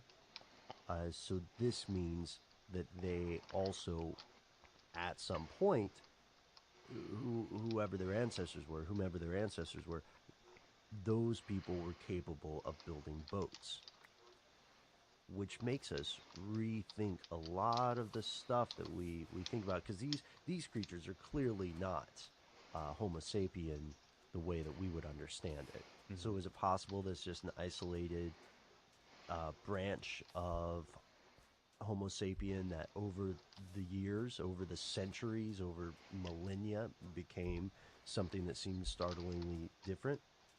And that's not even all of it. We just named the three early man types, early human types that we know of, because there's more to the story, right? That's right, Ben. There are a lot of known unknowns. We do know that both Denisovans and Neanderthals, they both bred with another early unknown version of man, and we don't know what that was at all. Or, well, at least there are some ideas, but we really don't know. Right. And we also, if you also look at the gaps in the early record, it's also possible that we may discover these other variations just from going at it, basically more digging and more searching. But the biggest thing okay, so if we want to look at one of the most interesting things to me are these mysterious graves that exist. Okay, yeah. There are numerous anecdotal and proven accounts of mysterious grave sites with near human or humanoid, basically human-like remains, and they're often really old. Yeah, and some of those are hoaxes, like the Photoshop giant pictures you mentioned earlier, or like the Piltdown man in England. There are cases where unscrupulous, often racist investigators would take, like an ape's jawbone and put it on a human skull and things like that. But those hoaxes aren't the only thing. There are also medical conditions, right? Yeah, you've got agromegalia, dwarfism, micro, or also hypocephaly. There's all kinds of genetic disorders, like the what's that one, Ben? The Boskop's man. Oh yeah. Okay. So this is interesting because we don't know if it's exactly a genetic disorder yet. So there was a series of skulls found in South Africa by some farmers, and they noticed, to their credit, that these skulls fragments they were finding didn't seem to be what you would expect from a human skull. And essentially what they found were baby-faced people with huge craniums, ancient too.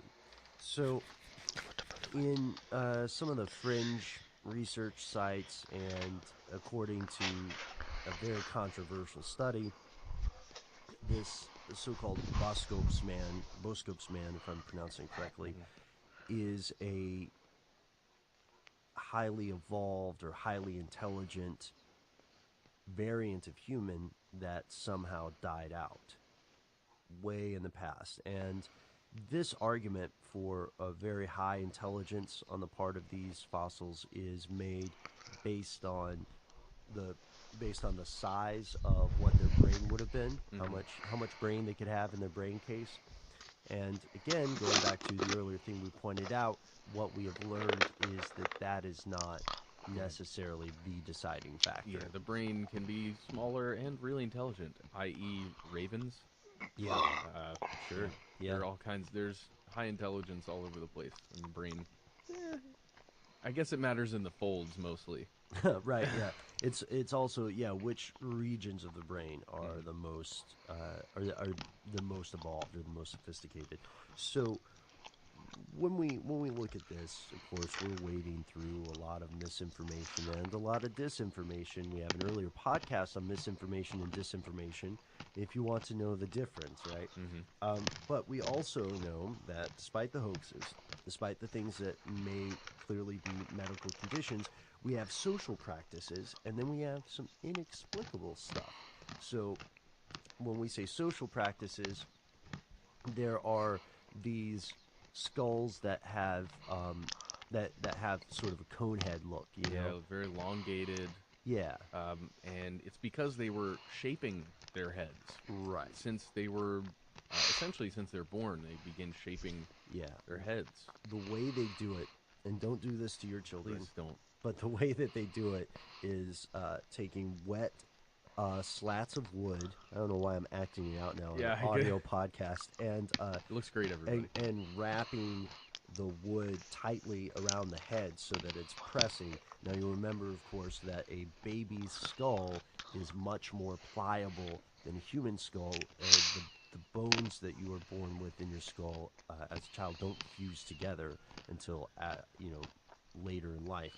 So they're able to make these things that make these people that look like they have heads from the Alien films. Yeah, but then there are also other things.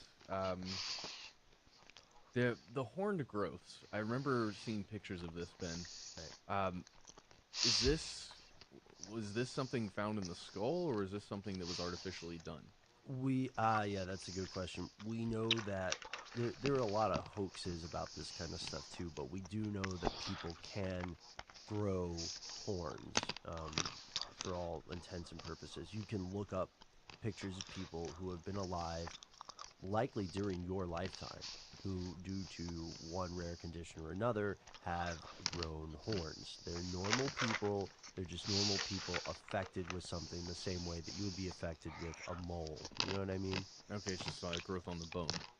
I don't know enough about this to really delve into it yet, but I can definitely check it out. We can do, devil people, if it's not going to be too offensive. I'm going to look into it at least. Yeah, and Also, we know because of confirmation bias that a lot of skulls have been found that are irregular, such as the very popular Star Child skull. Oh yes. You remember that one? That these have been touted by people who believe in ancient alien theories as evidence of alien visitation or something else. It looks like in most cases those deformed skulls come either from a medical condition or from a social practice.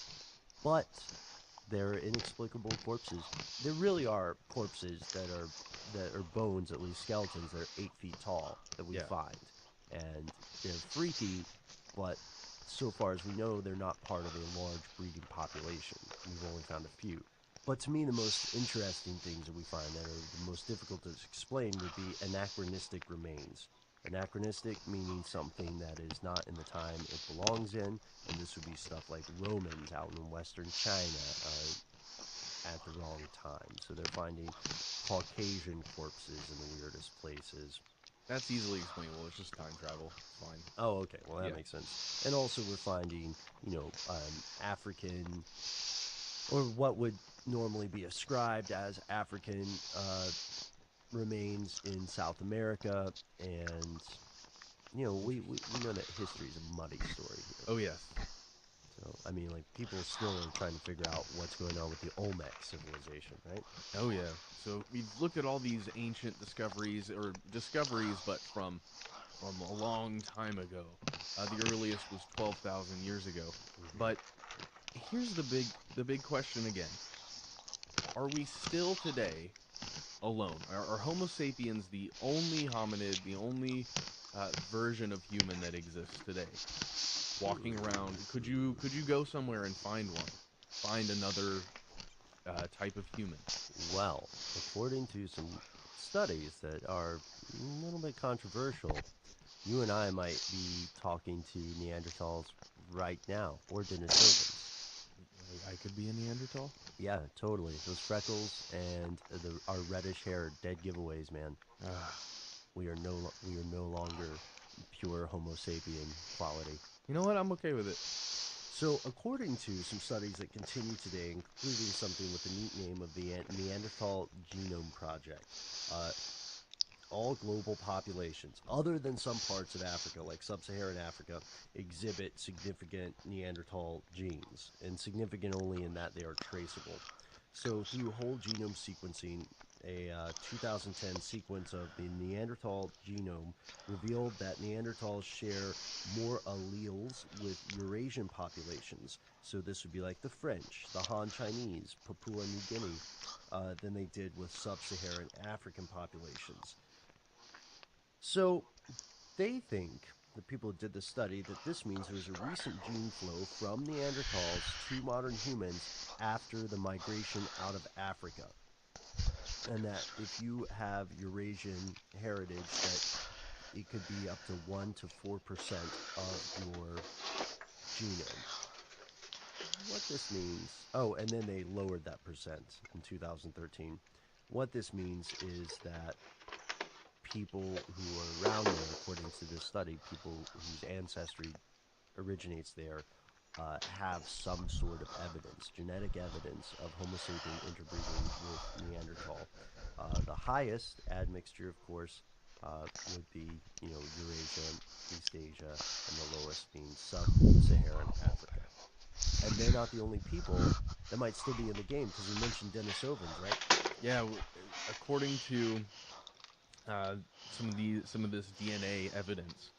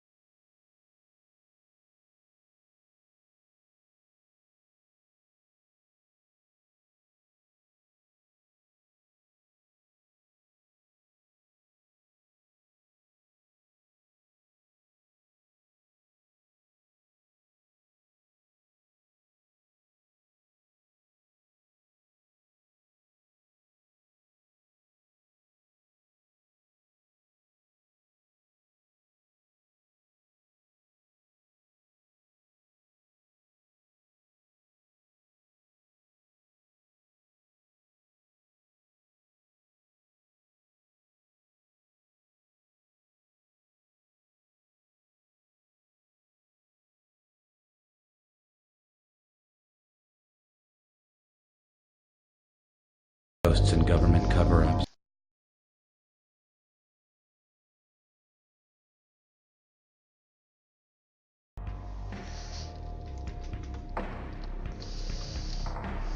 Hello, everyone. Welcome back to the show that never ends. My name is Matt, And my name is Ben. and we're back in the room. This scary, dank, dark cave of a room, and we're here to tell you stories. Because that's why you're here, right? Scary, dark, dank stories. Yeah, dank old bedtime stories. Hopefully you're tucked in bed with your whatever product you use to listen to this. Maybe you're just pretending to listen to this right now. You're not actually listening to it. Maybe you're just channeling this. Maybe you can hear electromagnetic waves. Maybe you are currently astrally projecting in this room right now, and we just can't sense you. Which we had talked about before, and as you know, if you're listening to the show, the U.S. government did actually spend millions and millions of dollars researching this idea of astral projection, and the Soviet Union spent even more. Matt, it occurs to me that now, before we jump into this, we should tell people that you and I had a pretty interesting experience in this room earlier today. We did. We got to be guest hosts on a show called Stuff to Blow Your Mind because one of those hosts, Julie, is currently out of town. And we had the privilege of speaking with Mr. Robert Lamb, or yes. he's also known as Dr. Anton Jessup. Well, there's a passing resemblance between those two, but I believe he would argue they're very different people. Okay, that's probably correct. Dr. Jessup certainly would. The thing that we talk about with Robert on that show, we'll leave it to you guys to check it out. We don't want to spoil it for you. But if you are a fan of this show, we believe that you will also enjoy Stuff to Blow Your Mind. Oh, yes, if you aren't already a fan. Yeah, you probably are. I mean, let's be honest. Oh, yeah, man. They're All a right. lot bigger than us on this audio thing. Oh, yeah. Nothing wrong with that, though. I believe in cooperation, not competition. That's right. Which brings me to a series of questions by way of segue here for you, Matt. You ready? All right, let's do it. Do you enjoy games? Yes. I enjoy all kinds of games. I like video games. I like tabletop games. I like meta games. I even like social games, sociological games. That's true. We went through a phase. This is a little behind the curtain stuff for all our listeners. You and I went through a phase where we pretty much studied body language to the point of reading people fairly effectively, I would say. And I fought it for a long time. Ben, this is still behind the curtain. Don't look too hard, but Ben showed me a book, and I fought it really hard. I didn't want to read it. I thought it was evil. Oh my gosh, I forgot about it. Yeah. But then I ended up looking a little more into it, and it's pretty terrifying. It's one of those things you can't unknow. Yeah, it's true. But the reason that I asked you about games is because I love the fact that you said social games, but it leads me to my next question, which is, do you think that empires can coexist? Well, oh gosh, I guess it depends on how large you want your empire to be. And if your empire truly is an empire, I guess if the continents are far enough away, sure they can. Okay. So If you have like one continent over here, there's one empire there, one continent way over here separated by lots and lots and lots of seawater, perhaps. okay, so a buffer of some sort. Oh yes, Okay, empires can't coexist together. I don't think so. Okay. I see what you're saying, and the reason I asked about a game is because today's audio podcast comes to us from our earlier series on Soviet activity, right, in Central Asia. Yeah, all kinds of Soviet activity we've been covering lately. Yeah. Everything from psychotronics to attempting to discover Shambhala. Yeah, true story. That's so weird to me still. What we found when we were looking for Shambhala, or looking for Soviet activity regarding Shambhala is that there were two camps of people there.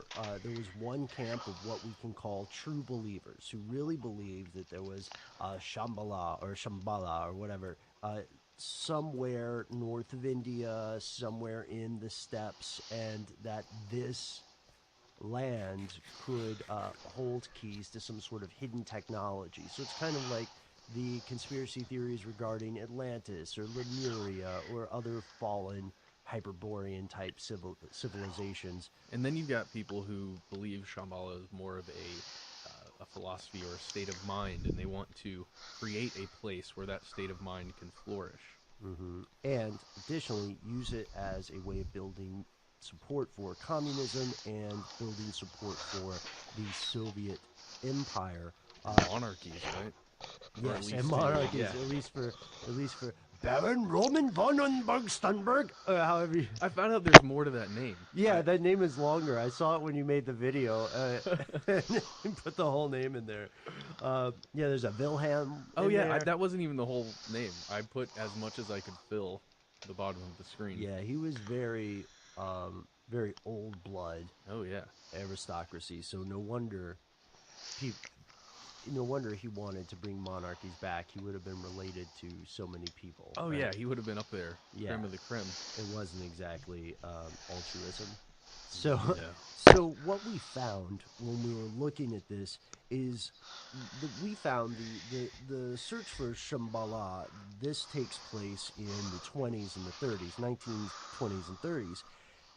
But we stumbled across something much bigger when we were looking at this part. It turns out that the Soviet search for this lost civilization or this spiritual haven was just one strange chapter in a much longer story about something called the Great Game. And of course, your first question is, oh, they invented Tetris back then? Only. No, the Great Game is something different.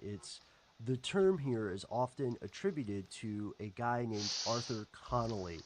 Arthur worked as an intelligence officer for one of history's most ruthless and, for a time, most successful corporations. That would, of course, be the British East India Company. Yes, a corporate intelligence officer. So he's the one who said, "It's all a great game." Yes. And this great game was played between primarily two empires, really. Two huge empires at the time. You're looking at Victorian-era England and also the Tsarist Russia at the time. And they're both vying for power across all of Asia. Yeah, and they're each trying to establish hegemony over Tibet, Mongolia, Afghanistan, Pakistan, all the stands. And we should take a second. Hegemony is ultimately the control of a region or area that is beyond state-level power.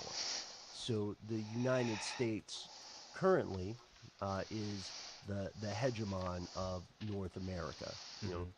Plays nice with a lot of the other countries, but ultimately decides when the buck goes and where the buck stops, as to fall into a platitude. So at this point, we have these two huge empires. England, the British Empire, has expanded all over the world. By far, their favorite thing that they have conquered is India. It is the crown jewel, as it was called, of the British Empire. And they want to safeguard this crown jewel because, England, collection of islands. The British Isles, collection of islands. And so this smaller nation, in terms of landmass, had conquered a much larger area and had enormous geopolitical influence because of this. So they want to keep that piece of the pie. But Russia wants something else. Yeah, Russia is just trying to expand. Expanding its borders is trying to acquire more and more resources and establish trade routes to send those resources through. Basically send them all over Russia. And they really just want to maintain their influence over the region. Because, India isn't that far from their borders. Right, yeah. So we've got, yeah, exactly. We've got Russia expanding, trying to essentially annex more nations or at least incorporate them. And we have England saying, well, how fast is Russia growing here? Because we already called dibs on India, which I know sounds cavalier, especially when we're talking about the deaths of literally millions of people. Oh, yeah. But these were the attitudes at the time. These governments, a lot of the people making the decisions, we have to remember, were monarchical. So they were removed from, kind of considering the common people of their own countries as people. Well, sure. We tend to forget sometimes that when you're in a palace or a boardroom or just sitting in An ivory tower. an ivory tower somewhere looking at all of these ideas, the best way to look at them is when make them very small, make a small, let's say, I don't know, table, wooden table that's the size of Western and that's the size of the world, and you look at with little pieces. Okay, here's where the resources are. Here's where the cities are. We want to maintain this area. You can only see it from that high up. If you really want to control it, you have to see it from that high up. And this is the nature of the Great Game. The Great Game became popularized in a book by Rudyard Kipling. He wrote a book called Kim, and Kim is about this British orphan who is orphaned in India, and he eventually begins to have adventures as a spy working for the British Empire in the Great Game. And that would be, of course, trying to counter expanding Russian influence there. The Great Game itself is generally seen as starting around 1813 when Russia and Persia signed something called either the Treaty of Gulistan or the Russo-Persian Treaty, and it did a couple things that really set the stage of the game. And one of those was it gave Russia control of several key pieces of real estate, Which would be Azerbaijan, Dagestan, and basically eastern Georgia. Yeah, and that was a pretty nasty blow to England at that time because they had some heavy influence in Persia. They had advisors in the court and stuff. And this expansion, which goes back to the original question I had for you about whether empires can coexist, and if so, how. This question became increasingly important, and you can actually measure on the ground how much more important this question became. Yeah, and it's roughly 3,000 miles. Yeah, at one earlier point, the distance between the closest Russian and English Empire outpost was about 4,000 miles. In a very short amount of time, it got to as little as 1,000 miles. The thing that happened was a real-life secret war. Yeah. So the interesting thing about this secret war is that you're not dealing with massive battles. You're not dealing with armies that are ready to go to war with one another at any time. Well, you are, but you're not seeing that happen. You're dealing with intrigue. You're dealing with literally secrets and espionage. Basically, in the dark. It's a war in the dark. I like that phrase. Yeah, we're talking about some of the same people that we mentioned in the video series, right? Barchenko and Rorich. Rorich especially was functioning as a spy often. That guy's fascinating, by the way. We need to do a whole series on Just him. on him? Yeah. Yeah. He impersonated the Dalai Lama. If you haven't seen our episode on this yet, please check out Soviet Search for Shambhala. Okay, so we have got English and Russian agents, as you said, Matt, fighting this war in the dark. They're traveling in disguise as monks and shamans and horse traders. And, keep in mind, this is still kind of in the age of what would be known as Napoleonic warfare. Napoleonic warfare is when, again, a very isolated person in power said, I should just line these guys up and, get my buddy that I'm probably related to line his guys up, and we'll sit at the top of our mutual hills and, see how many of them survive, and then Yeah, just march them in lines. just march little them in blocks lines. towards And the city. yeah, and at this time, of course, if you look at a little bit of the military history, the evolution of firearms also taking place would ultimately mean that Napoleonic tactics were suicidal. Yep. But no matter what, even before then, they were very bloody, and people were avoiding an out-and-out war by trying to subtly garner influence. So the Russian empires would send somebody to visit the Dalai Lama, and then the British team would send somebody to visit the Emir of Afghanistan, and warlords in Mongolia and other leaders of stans, emirates and stuff. And yeah, they maintain contact openly with Moscow and with London, as though everything's cool, guys. Everything's fine. They'll have a meeting. Yeah, we're gonna have a meeting. But as I'm having this meeting, my buddy's over there, and he's got the ear of some warlord who's planning some bad things against you. Mm-hmm. And Russia and England would also, when was necessary, cooperate to stop mutual threats. So the biggest example of this is the cooperation between the British and the Russians during World War II, which is weird because it makes you think, doesn't it, that this game has been playing for quite a long time. I mean, I know chess games can take a while, but Jesus. Yeah, oh my God, that's over 100 years, 120, 30 years. Yeah, so it's been going on for a while, and that led us to think about how the great game has molded the world in which we live today.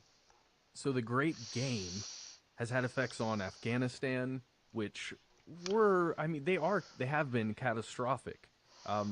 And it's severely limited the possible development of Afghanistan because of the separation act that's occurred, the coagulation of power inside that country. Yeah, and that country was also used as a buffer state too, sort of, because it's between Russia and India, or it was at the time. Yeah, and battles, if there ever was a battle between those two powers, that's where it's going to take place. Mm-hmm. And those effects, of course, were catastrophic. The stans were also influenced: Kazakhstan, Turkmenistan, Tajikistan, Kyrgyzstan, Uzbekistan as well, because they ultimately were quote unquote won by the Soviet Party, by the Russian side. So they remained part of the USSR. They remained part of Russia effectively even after the revolution in 1917. And when they were under this era of Soviet rule, they were still really important from a geopolitical stance, because they had these massive resources. I think, somebody check me if I'm wrong on this, but I think Uzbekistan was known as one of the bread baskets of Russia. So they supplied the Soviet Union with a lot of food, and unfortunately, because of central planning, a lot of people starved while they were exporting food. That's insane. And it turns out that the resources that are acquired in these areas, when you're in control of those areas, end up having a huge impact on what you're able to do, that don't necessarily affect the bottom line of the empire, right? Because it's like having extra resources. So one great example is the Eurasian opium fields. And they basically gave England the means to peddle drugs to China in what it ultimately became the Opium Wars. But it was basically an extra resource for them to get more money. Right, yeah, because if you think about it, they're not growing opium in the British Isles. They're not. Well, they'd be completely against it. Right, yeah, it's a not in my backyard kind of thing, right? Kind of makes you think about current Afghanistan. Right, where opium production has skyrocketed. Is that correct? Mm-hmm. Yeah, some of the same opium fields, as a matter of fact, and that is strange. The Opium Wars deserve a podcast all their own, but for now, this quick recap, just a high-level look at the nature of what's going on. brings us to the big question of the day. When do you think the Great Game stopped? Or do you think it stopped? Between those two powers, specifically? I mean, how could you ever prove that it stopped? Right? Yeah, it's a good question because so much of it was waged in a clandestine way and depended upon espionage. And you're still looking at two massive. I mean, they are large powers. I don't know if Russia is considered a superpower anymore. I believe they are. Was reading an article about is Russia will Russia become a superpower?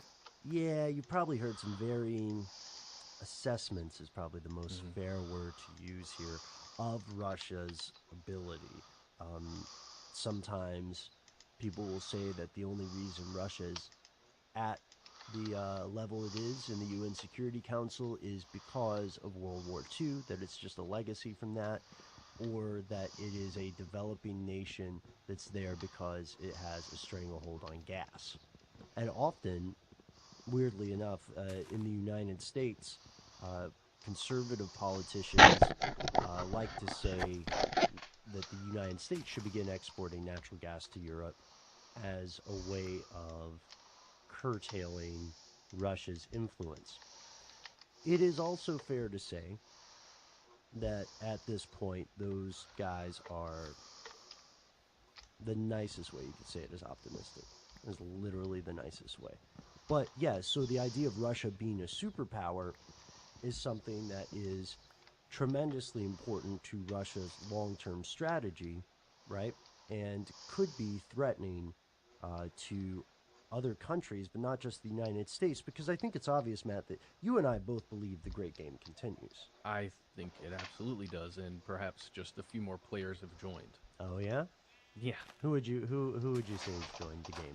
Well, the chessboard. Well, certainly the United States, certainly China. Mm-hmm. Just if you look at some of the spying that goes on, and now the known spying that the U.S. has been and continues to right.